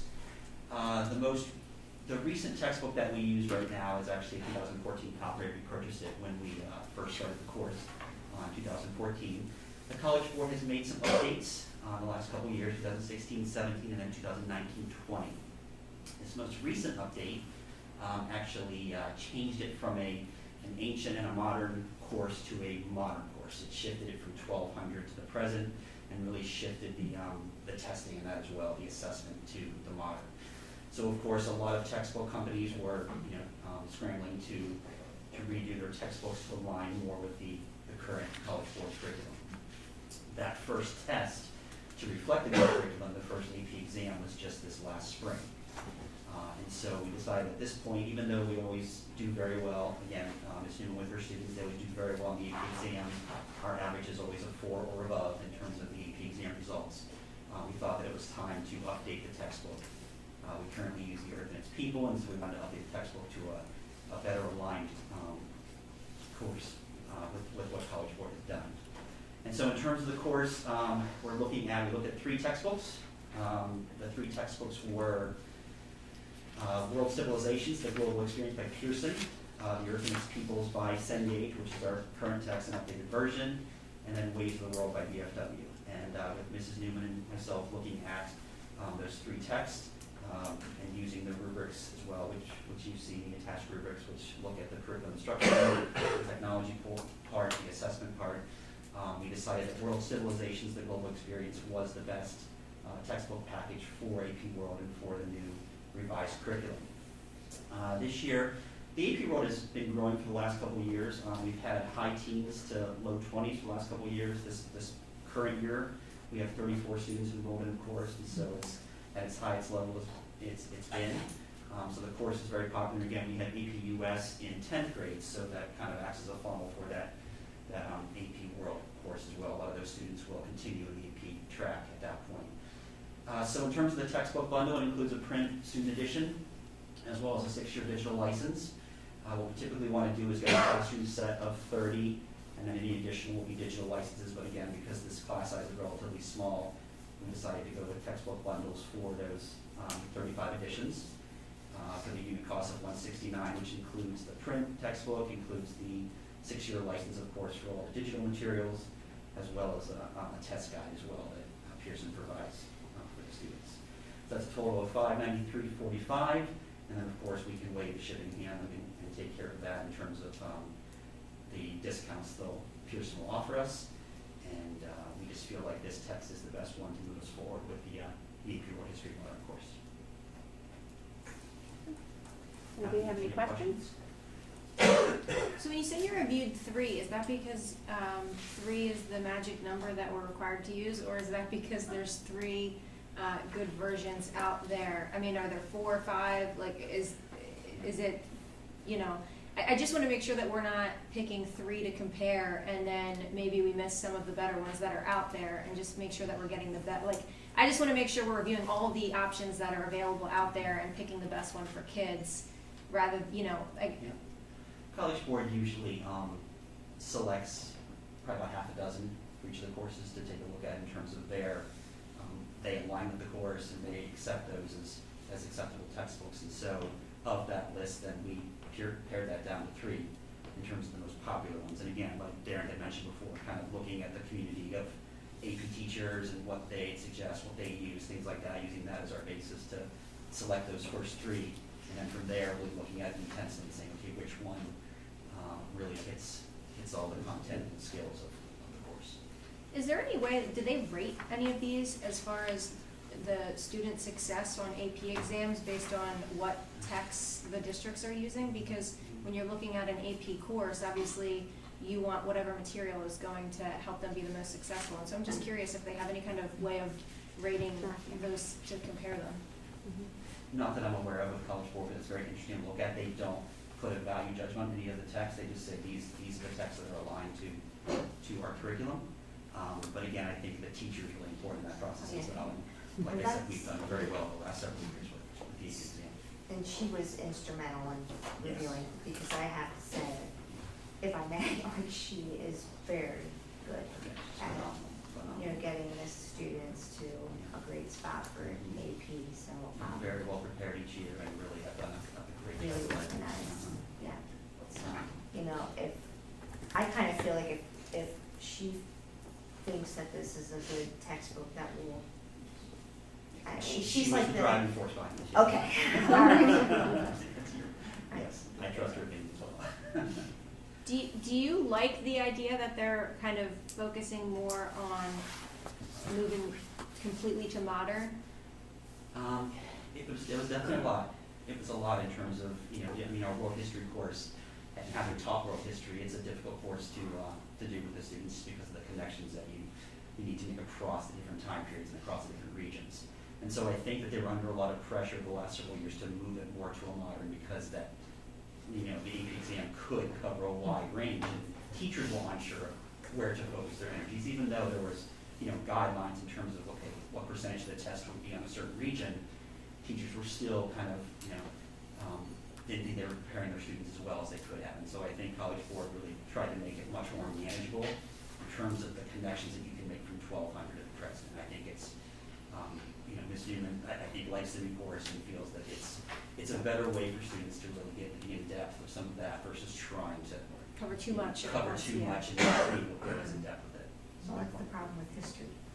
We just keep It's it. exciting. Doesn't stop.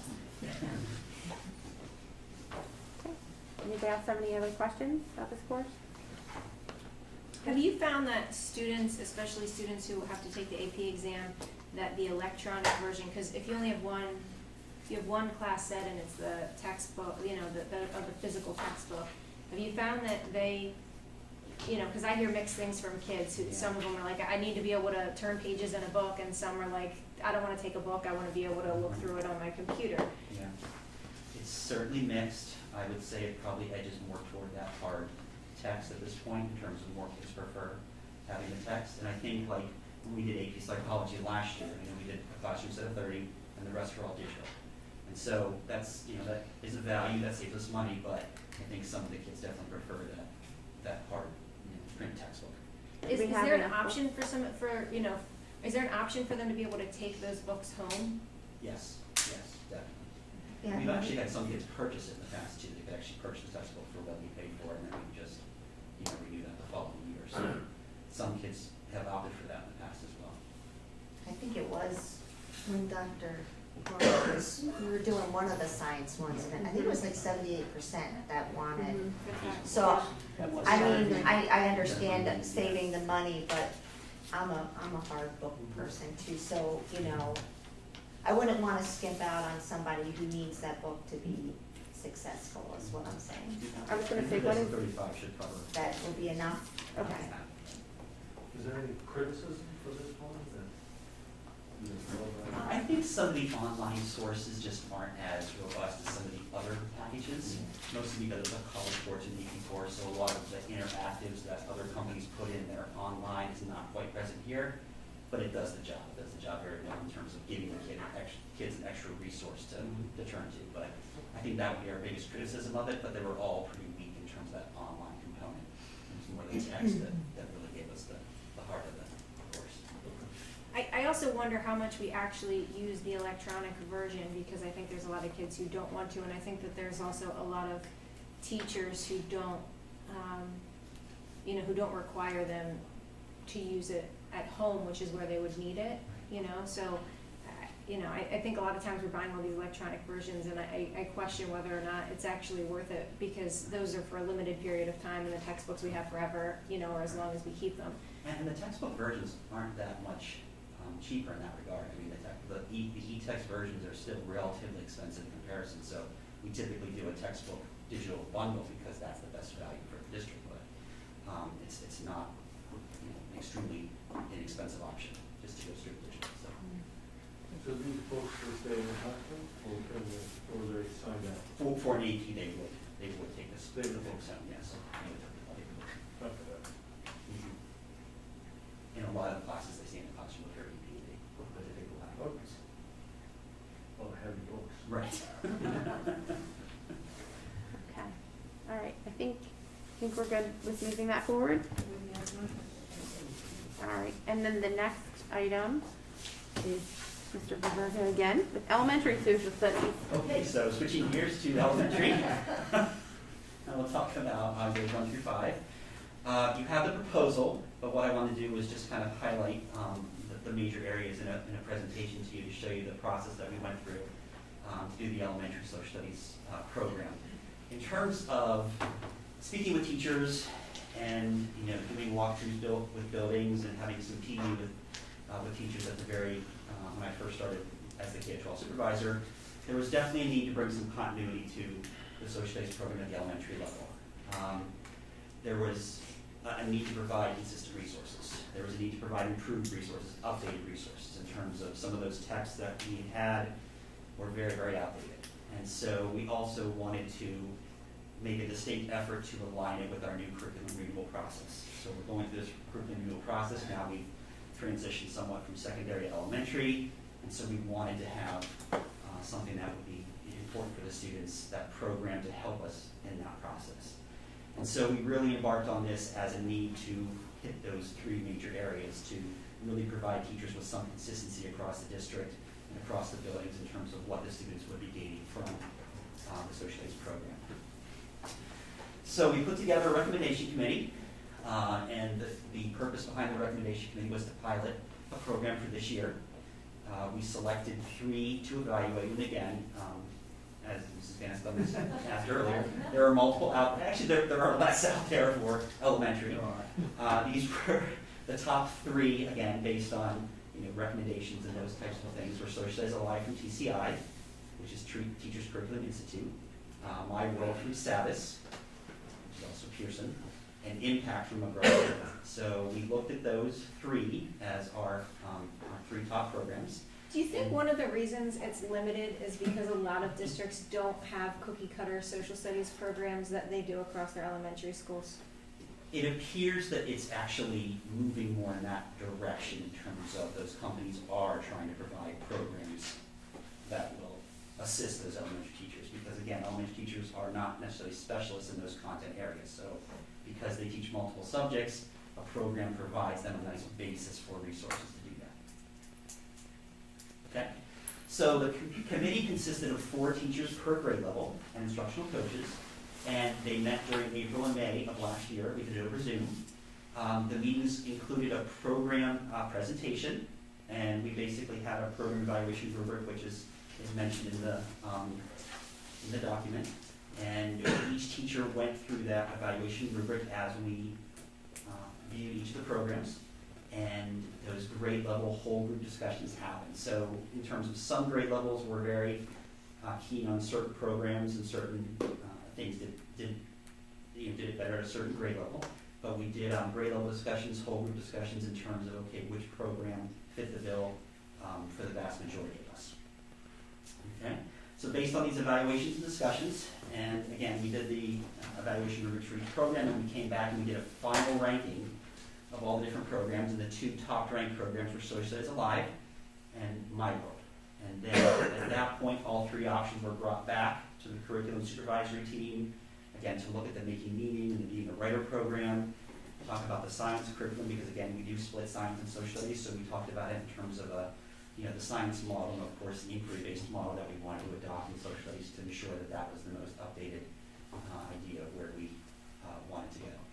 And of course, then after consideration, and Dr. Barczyk and myself and the team of teachers and curriculum supervisors, we made the choice to select Social Studies Alive as our selection for the pilots. So Essentially, a lot of the recommendation teachers also moved forward to the pilot, but there were some additional ones. So we have 20 teachers across the district, again, 4 per grade level, that are currently piloting the program. And, it's a great chance for us to look at some of the issues or concerns that we have, but also how the program can be implemented on a massive scale once we move forward with that, if we do so. And Social Studies Alive just seemed to really provide, they had recently just updated their curriculum in spring of 2020. And so they were also experimenting with a new program, which was, we have used Social Studies Alive in the past in some of our grade levels, and so there was some familiarity with the program, but Social Studies Alive had updated it, and so it was a very good, seemed to capture everything that we needed from the program. The pilot, was that something that was approved, or how do you determine the difference between a pilot and rolling out through the grade as far as approval is? Sorry, I didn't hear that. Well, the pilot, so you're rolling out students, so it's part of their curriculum, it's just an experimental stage. Is that something that's approved by the board or not by the board? It is not approved by the board. Pilots are not. Just, Yeah. how big can a pilot be? We don't have a definition of that. Although it's routinely a couple teachers per, So just, You're looking at the elementary, teachers per grade level, and you try to balance it the best you can, I'm not but. saying this is wrong, I just. Yeah, no, we're just. Well, on that note, though, in the past, every pilot that I've, experienced has been approved by the board. We piloted the RELA program that we rolled out to the elementary school, and that became before the board to pilot that before it went out, and then extending it to the district. So this is, I think, the first pilot I'm aware of that wasn't approved by the board, actually. I don't know if you can think of any others that weren't, but as in the history of, me being there, it's always come before the board, and we've always talked about it, because sometimes there's feedback that may guide, things for that pilot, and then it's hard when you come to the board after the pilot to say, hey, by the way, we already piloted this, we already did all this, now it's kind of too late to turn back. I think that's the kind of reason to try to come before the board before you get to that point. When you said it was between Social Studies Alive and My World as the top choices, but when the teacher selected, which one of the two was the top choice? Social Studies Alive was the top choice, because My World was a little bit more reading-based versus social studies based. And so the reading component existed for the Social Studies Alive, but My World seemed to kind of be, that was the center of their platform. And so it just seemed like Social Studies Alive seemed to focus on the social studies aspect more than the My World. Okay. I guess one of the things I really liked when Stephanie Washam brought the reading and writing program to the elementary school, which is why I asked about the 3 resources, right? I felt like she had scoured every material out there and found what wasn't necessarily one of the popular or well-known different series to use, and kind of took different components and put it together to find what is the best fit for the district. I think that's a great standard to have, and I think that's why we've seen so much success in our reading and writing program, because she really looked everywhere and looked at everything and even thought outside the box and found resources that weren't necessarily, popular or used everywhere. And that's why I always think, I want us to kind of look at what all is out there everywhere to try to find out what the best resource is. What worries me a little bit is when we give the teachers 3 choices and they're really torn, and they say, based on, what I read in your description, they liked some things, they didn't like other things, some of them liked certain ones better than others, and I think that's the problem with doing a cookie cutter social studies program for all grade levels across all of the elementary school. And I would be a little bit hesitant to move forward with something that gigantic when you're talking about, $230,000, for all of the elementary school, when they didn't really love it.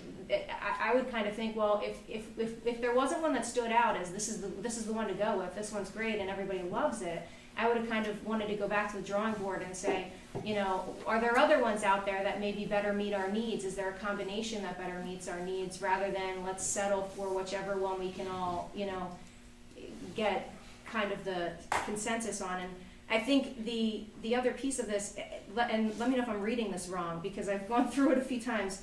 This is just digital resources, correct? We're not purchasing textbooks? No, that's not correct. This is actually consumables as well.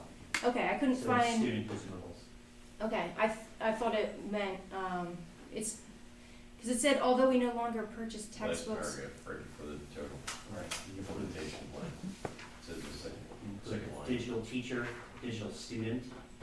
Oh, student consumables, that means the textbooks. That means textbook. They're not actually textbooks, they are consumables that we will implement every year. It's a workbook and a textbook combined in one, so we'll replace that every So you're year. talking about you have to buy that every single year? Correct, but that's part of the. The that's part of 6 year, budget so, for so this then year. every 6 years, we're spending $230,000 to buy new social studies curriculum for the social studies classes for the elementary school. That's correct. I mean, last I checked, like, the history on the Civil War didn't change from when I learned it, you know, as I'm looking back through history. So I have a hard time, you know, with this subject, STEM, right? Like, update that constantly, technology, update that constantly, but, you know, unless we're rewriting history, I don't know why every 6 years we would need to purchase new elementary school history materials for them to do these workbooks. And I really, I gotta be honest, I hate cookie cutter programs. I think we did ourselves a disservice when we had Reading Street for so long, and I like that we moved to a program that really is more customizable by the teachers. I really don't like the idea of spending $230,000 for a 6-year social studies program for the elementary school that everybody didn't love, that there were pros and cons, and that it's workbooks. So that, I mean, that's really cookie cutter for me. Like you're filling in what they already did for you instead of having the teachers really, you know, bring it alive for you. You know what I mean? Like when I learned social studies, and I get it, okay, you know, back in the Stone Age, whatever you want to call it, right?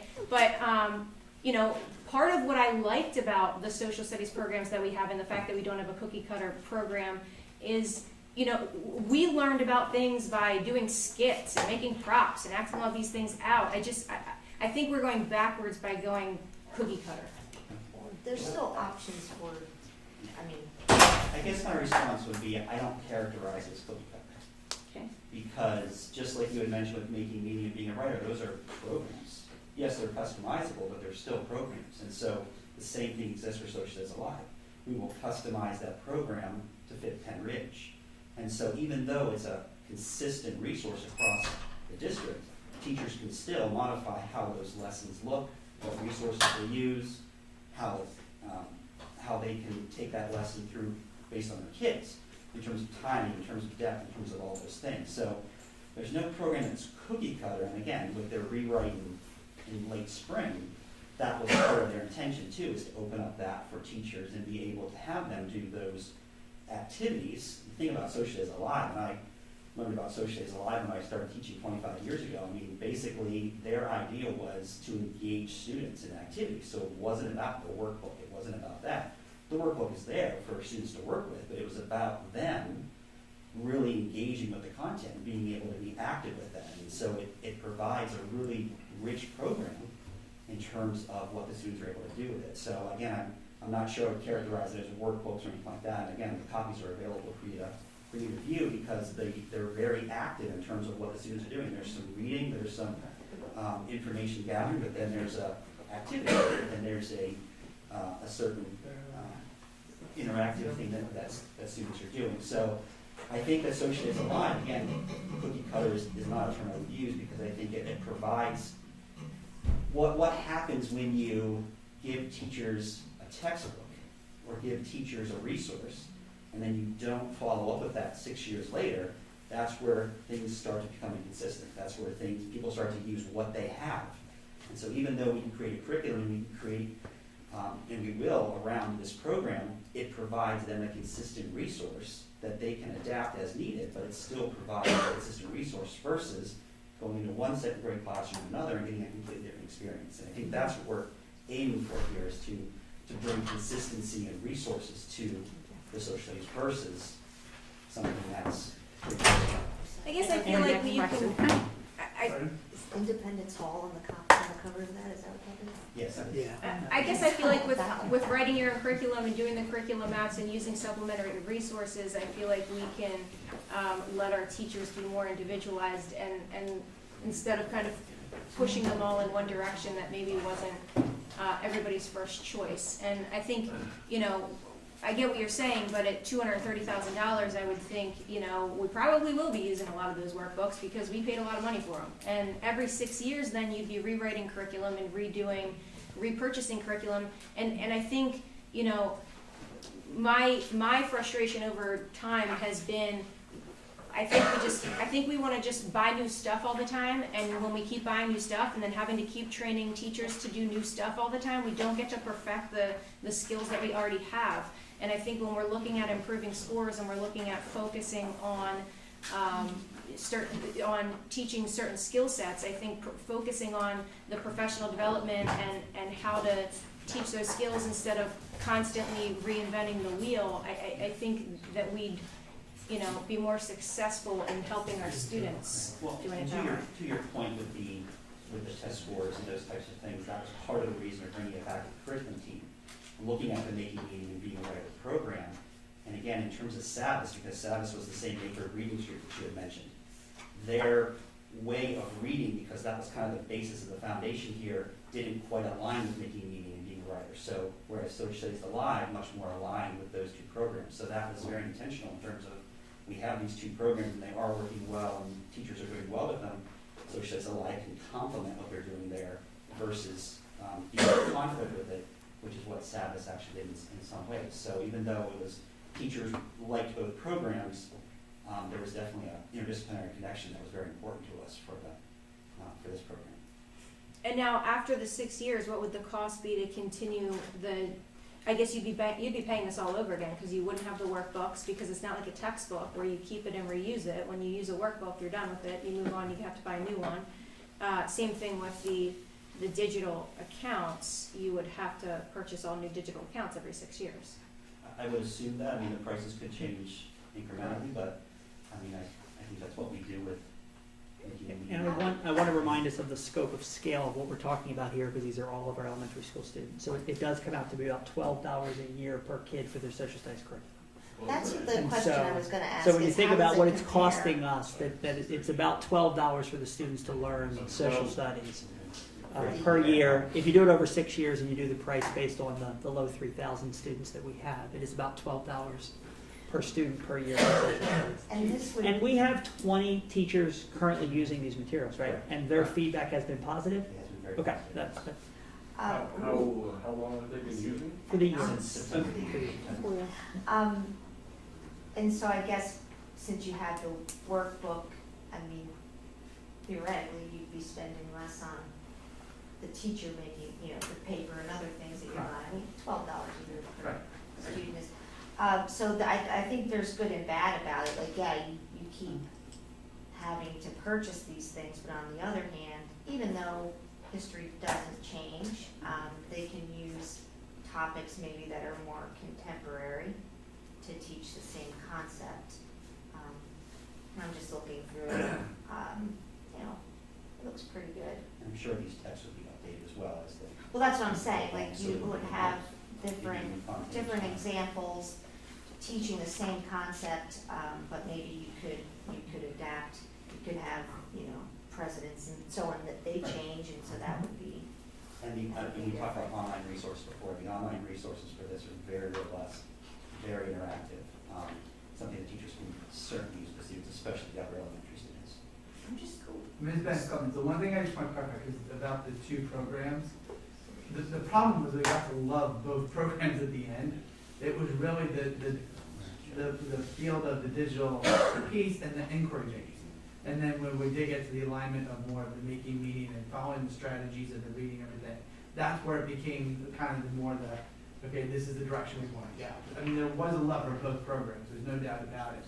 Some of the other ones that you mentioned about other ones out there too, and you hit the nail on the head with it. The problem is a lot of them are fluff. They really truly are just selling you a lot of product, a lot of the other programs, and they are the cookie cutter, and they don't really produce a whole lot of inquiry base or anything like that. It's truly just filling in the workbook and moving on with the program. There's not a lot to it, but, but they wanna fluff it with the resources they have, the magic wheels and all that different things that they can purchase along with the programs, where this we really found the inquiry-based and the electronic resources were very beneficial. Well, one of the criteria that you used to evaluate it was whether or not they had good electronic resources, but for me, again, and I know I may not be in the majority on this, but I don't want to be getting electronic resources. Like, I feel like we're constantly buying more and more electronic resources for elementary kids who shouldn't be sitting in front of the screens. And so I'm not a fan of electronic resources, and I personally wouldn't have made that one of the criteria for elementary school, that they have, a good electronic resource. And it makes me kind of wonder, would there be other resources out there that would have been better and more substantive, but didn't have an electronic piece? And that's why it wouldn't have made it into the running, because. But I think that electronic piece sometimes too is extra additional interactive things that they could do, then they break off into small And groups. for the teacher as well. The teachers get to And show pretty much stuff. every program you look at anymore, whether it be social studies, science, they all have this related electronic component, the digital component that goes along with the program. Whether, again, it's for students, the teacher, additional resources for enrichment or remediation approaches.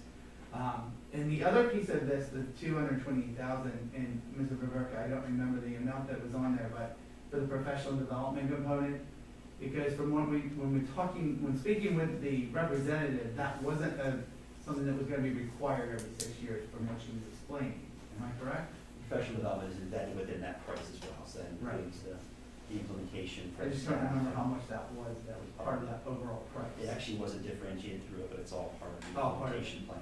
And have all 5 of these levels been printed, and have you had access to all 5 levels of this? Yes, that's correct. Okay. What Yep. grade level? Is this the different That's- colors, are they that's- different yes. grades? That's 3rd grade, my community is 2nd, my family is 1st, Beaches is 4th, and that's 5th. I'm interested, I feel like we've had a lot of conversations about what teachers want or don't want or think they need or whatever. Can we survey the teachers to find out what they believe their needs are and have them kind of rank those things? Do they think that it's beneficial to move to a program as opposed to using curriculum maps and teaching it in their own style that's more individualized? Would they prioritize that? Would they prioritize aids in the classroom, not to beat a dead horse? But what I'm saying is I'd like to see us, kind of give them a list of things as well as let them add things on their own that maybe we wouldn't have thought of. But I'd really like to hear from our teachers what they think the priorities are and the needs are that would help them be more successful. And, to go in a direction like this, which is a big move, I'd want to hear from all of them and not, just the ones who were selected for this specific, pilot or program. I will tell you that multiple teachers, as part of the pilot, TCI also gave us digital accounts for all the teachers, so they could experiment if they wanted to. And I would say another 20 to 30 teachers have jumped onto the pilot as part of this because they wanted to experience the resources and they wanted to use those. And again, searching for some continuity there, they've actually started to use those digital resources as well. So I think it's something that, and again, as I met with them early on, and we talked about socially at the elementary level, the need for consistency was at the top of their list in terms of what they wanted to have. They wanted to be able to provide the resources, but also provide the consistency across the different grade levels. And so a lot of them jumped onto it.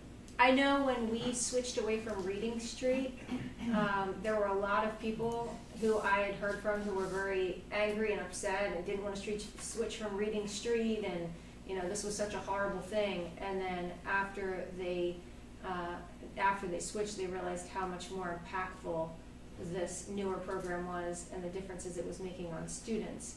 So I know it's like it's kind of a catch-22, right? Because sometimes people don't want to switch what they've been doing, but they haven't really experienced it either. So it's the balance is hard. For me, I'm hesitant to go in this direction, but. Yeah, so I looked that up briefly, and they got dinged years ago for poor choice of language with respect to diversity. Now, this is like 6-7 years ago. I just want to make sure that's fixed, and that they get better ratings for that. I remember that, that was part of their update. It was part of their update, but I never heard any feedback once they did the update. As I said, that's when they did do their update. Yes, Because we were actually working with some of the product at that time still. Yeah. Scattered throughout the district. But that's when they did, go in and go ahead and make the updates to their. Would you be, So can we would you get be rolling details? this, Let's Sure. get Would you be details rolling on that this- update, share that with the board. Sure. So we know. that. Yeah. would you, so you would be rolling the whole thing out at the same time at all grade levels, right? Not, going through. So I do like that it has, just for everybody's benefit, they break it down into units. Looks like a younger person, like 7th grade, did you say? That's first grade. My First first grade, grade. okay, I was like, wow, man, that's Yeah. pretty good. Okay. So they have civics, economics, geography, and history. And then this one was 3rd grade, and it has geography, history, economics, and civics. So I do like seeing those categories, and just looking through it, And those are the 4 categories that the state uses, that's what I uses too. Look at our standards, so.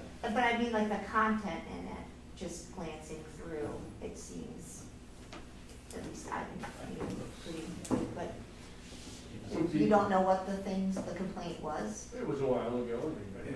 Well, yeah. I'm sure if you won't do it. Yeah, we'll get you an update on it. Well, you had also said in the summary that you had compiled all of the feedback, pros and cons to all 3 choices. Can we see that? Can we see what the feedback was and what the pros and cons were that were listed for each of the programs? Like, Yeah, since basically what we did you is- took the time to compile all of that information and We the did pros have and an cons, it would help us evaluation. see it. Mhm. Yeah, each teacher filled out, after each presentation, filled out a Google form with numbers, with ratings, and then they asked questions. So I put all of that, compiled all onto one, big Google Doc. And then, like I said, at the end, then we used a ranking form to actually look at the different, to rank them overall in terms of the grade level. So I can share all that. Yeah, I would love to see that Google form that you made with all that compiled. We really, and I just want to thank the recommendation committee because they put a lot of work and time into it, looking at and we had print copies of everything as well as the presentations, digital copies, and so they really took some time with it and, really did a nice job in terms of selecting the program, so. Is this this is sizable now, is this budgeted at some point for next year or? This is the program. Yes. This is program improvement money that we So use. Yeah. it's not something.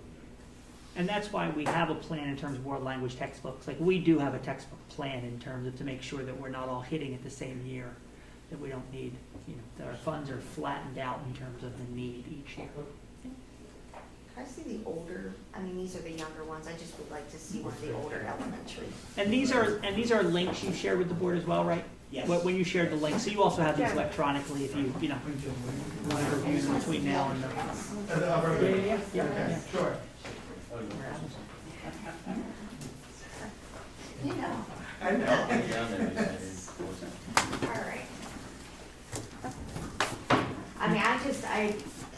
From what I was looking at in these other books, I like the straightforward nature of how they explain things. So, I would like to look at the upper grade in more detail, just to see how they approach different topics. So, Mr. Verka, you can share those evaluation forms, and then if the board members have any questions when they're seeing the links, or if they want to take the paper copies with them, they can just send them to you. Yes. That'd be great. Okay. All right. So are we not moving forward on this then as well? I think We want to wait and have make sure we are okay with the links and. Yeah, I felt as though the board was comfortable moving it forward, but we'll have some time before the board meeting if there's anything that says, hey, right? Okay. I personally wouldn't want to Right. move it forward to the board meeting, but. All right. So we have 3 meetings. Okay. All right. Thank you, everyone. Okay. All right, thank you very Mr. much. Verka. And just kind of going back to what I had mentioned before, and this is just in general, I feel like usually November meetings have been used, on an election year, have been used as kind of summing up and finishing things that, have been old information, right, that we're kind of cleaning up and finishing up before new board members come in. It hasn't usually been something where we're introducing a whole bunch of new curriculum so that it's, and all getting approved. I feel like this isn't the meeting to necessarily be bringing all this new stuff to the table in this kind of off month. Historically, which is why we didn't used to have a November meeting, and then we scheduled a November meeting because it wasn't fair if we had things that had rolled over for months for a new person to have to come in and vote on something that had been talked about for months, and then they had to be able to make an educated decision about it without having all of that history. But it hasn't usually been us putting all this kind of new stuff on the agenda at that point, so. Well, I can't speak to usually because I've done this one other time in my tenure. And 2 years ago, we had a full November board meeting with things to vote on. So I appreciate the feedback and we'll have to consider that 2 years from now.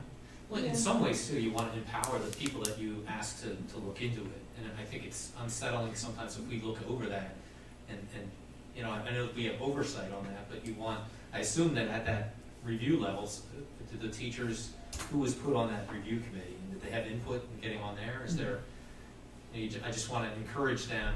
I think it's disheartening to have them go through the process, put all the time into it, and then us to redo it all again, perhaps. So I want to, at the same time, I understand we have oversight of it, but want to encourage them to use the process that's in place if it's a good process.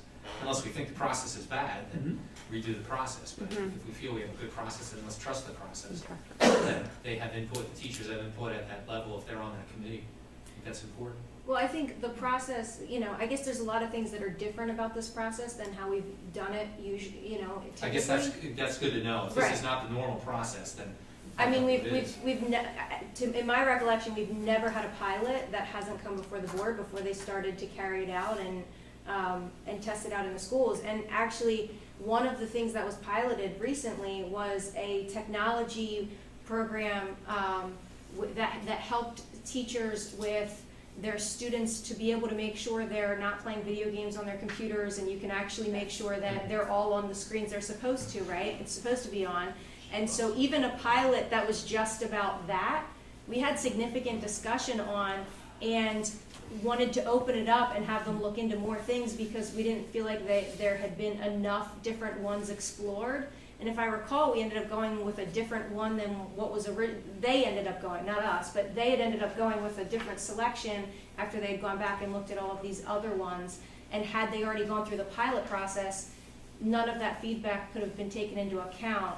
And there's been other scenarios like that where, asking to broaden the search and look at different things has led people to different conclusions because it opened their eyes to things that they hadn't originally seen.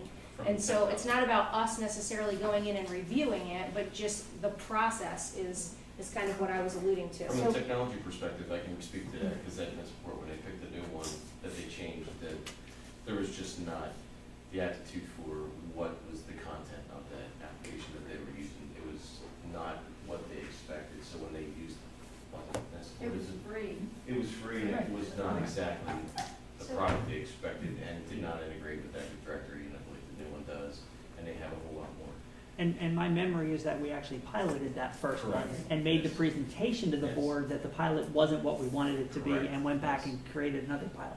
Yep. And the first pilot had not been, to my memory, discussed or approved by the board, that it was something that we had tried based around our initiative. And maybe if it had, we wouldn't have had to have two separate pilots. But I think the point is that, adding more feedback when you're talking about huge expenses that are going to impact the district and the education and scores for a long period of time, we want to be as thorough as possible and have as many eyes look at things as possible. Can I just add that if you're going to do something with curriculum and pilot, I think we should know about it. I don't know if we have to approve it, but as far as technology, I get that. But I think with the curriculum, we should at least know about it. Can I ask a question, though? To me, when I'm looking at this, is it so much a departure from, like, when you were talking about the reading or when we changed math, that really was a different curriculum, but to me, unless I'm completely getting this wrong. When I'm looking at it, what I see it primarily as being is, they were sort of just, it's not so much a program as the resource, sort of like The where resource to get it's our a different, Yep. because when you look at the materials, I don't really see a new way of teaching. I don't know if I'm explaining that correctly, but to me, this is like I'm buying a textbook as opposed to piloting a new way to teach math, or putting content that we've never taught before. Like, this is all the same content and it follows along with the, okay. It's displayed. So I guess in that way, I would see it as being a little bit different from a program that would, a pilot that is going to really change things. I don't know.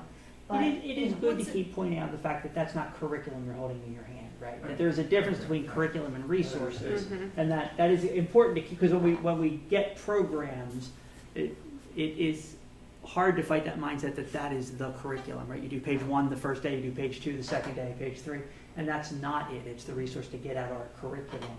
Right, but if you're which has those piloting, strands. if you're piloting a resource and there could have been other things to look at, it just seems like by the time it comes to the board, it's too late to have made other suggestions of other things to look at and other ways to broaden it. And, when we did that for the reading and writing curriculum, we approved it before it got piloted, and, that's been the same with every other pilot that I've ever experienced in my time here, is that we've approved it first, and then it's gotten piloted, and then we got feedback from the pilot, and then it went out to. Yeah, but what I'm saying is I see it a little bit differently. Like, Well, we that's have reading and writing other- curriculum is I know, social but I'm studies. saying that the way I'm looking at this is as if we were trying to choose a new textbook. And when we choose a new textbook, only like with the world history that we just saw, 3 teachers or however, Mrs. Neiman and you. So, 4 teachers looked at that, or whatever the number was, and then they make the decision for, the textbook that everyone's going to be using. This seems to have had more eyes on it than, a normal textbook.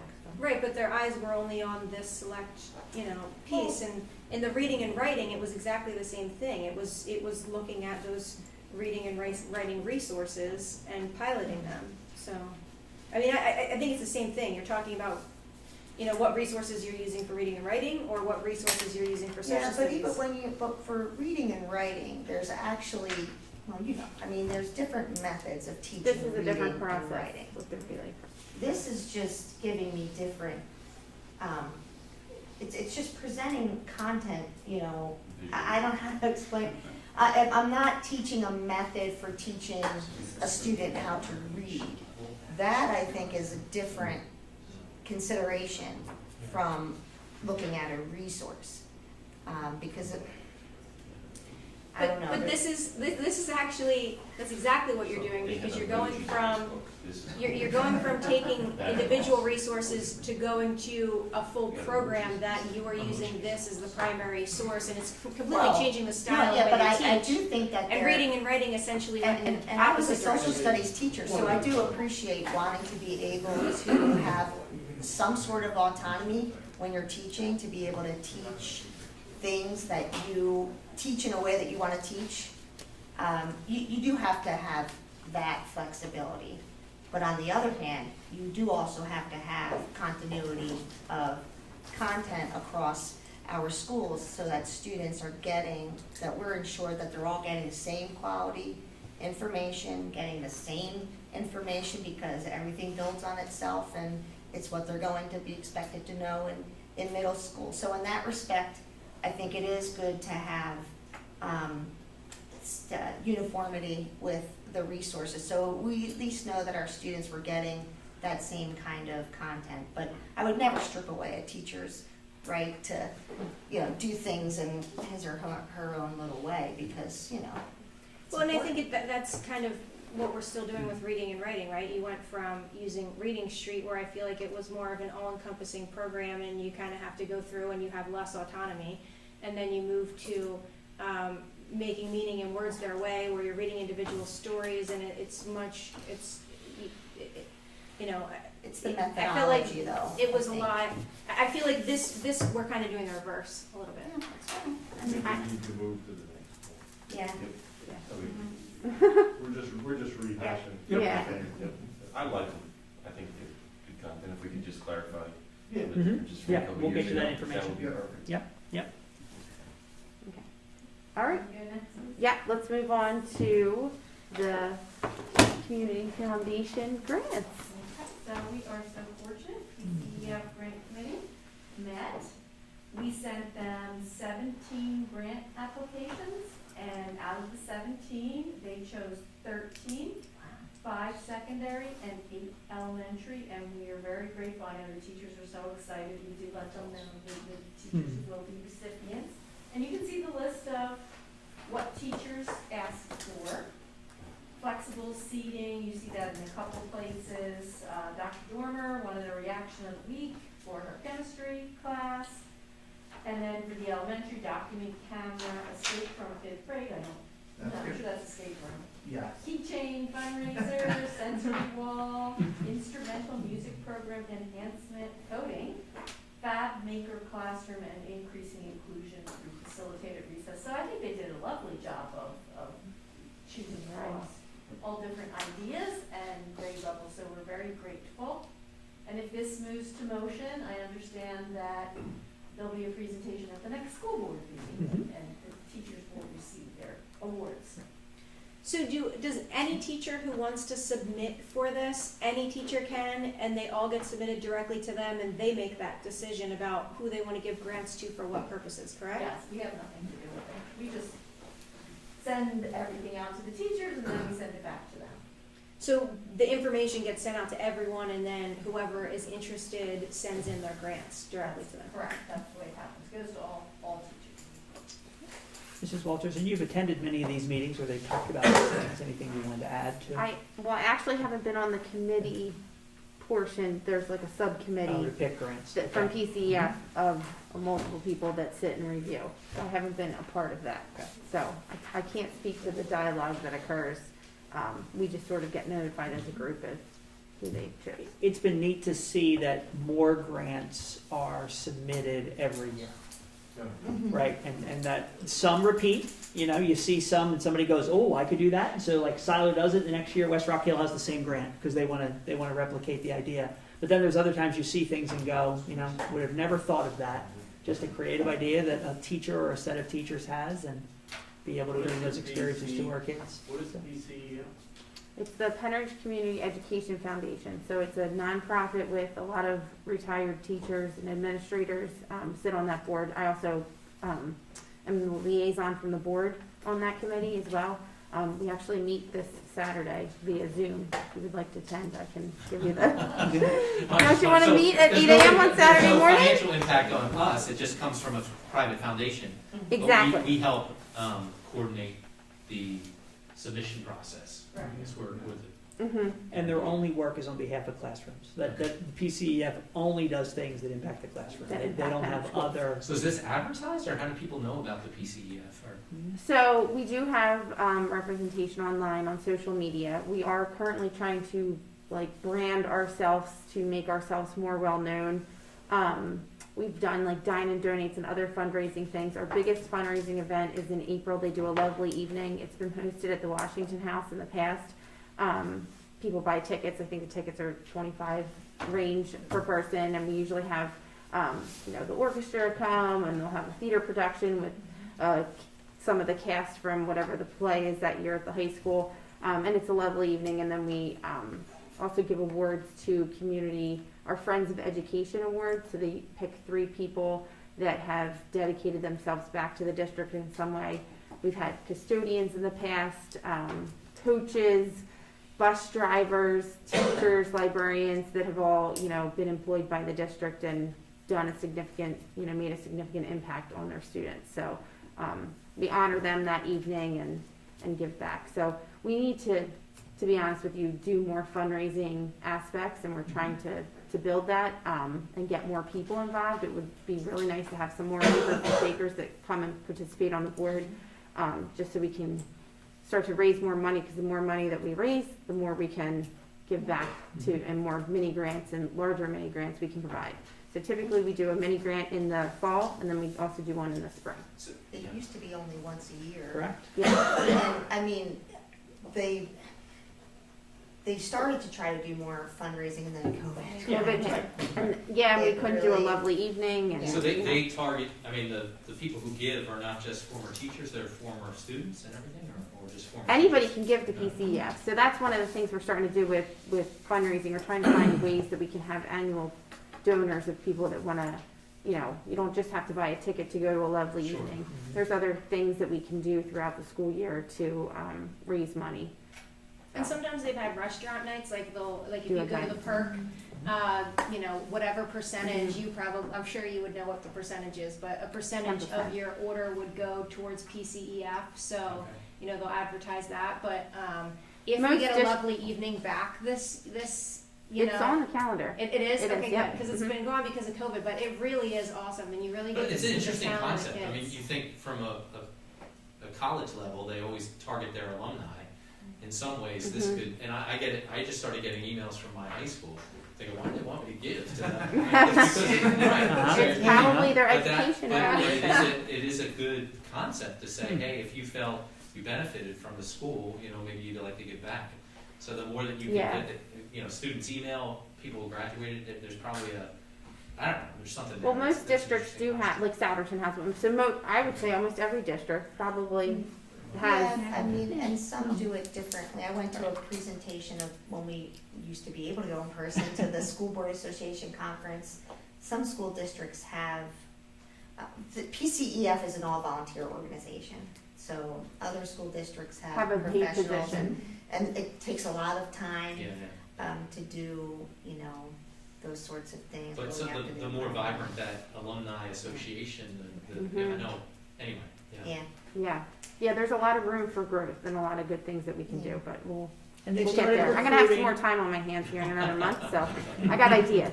they've started recruiting corporate tax, you know, because Mhm. there are some Yeah. programs where Right, right. corporations Yeah. can give part of their taxes. Right. So they're trying, they're a Mhm. hard-working group. We're gonna recognize them at the November board meeting. Yeah. That's great. And so you'll get to meet some of them and hopefully some of the Mhm. grant winners, as long as the board is okay supporting these grants. Yeah, So a we lot of always really invite them so great that we people in that can, you know, just say organization. thank you, we'll have a big check to have the total. Yes, the big check. The big check will be there. Yeah, they do good things They and, certainly do. and our teachers are appreciative.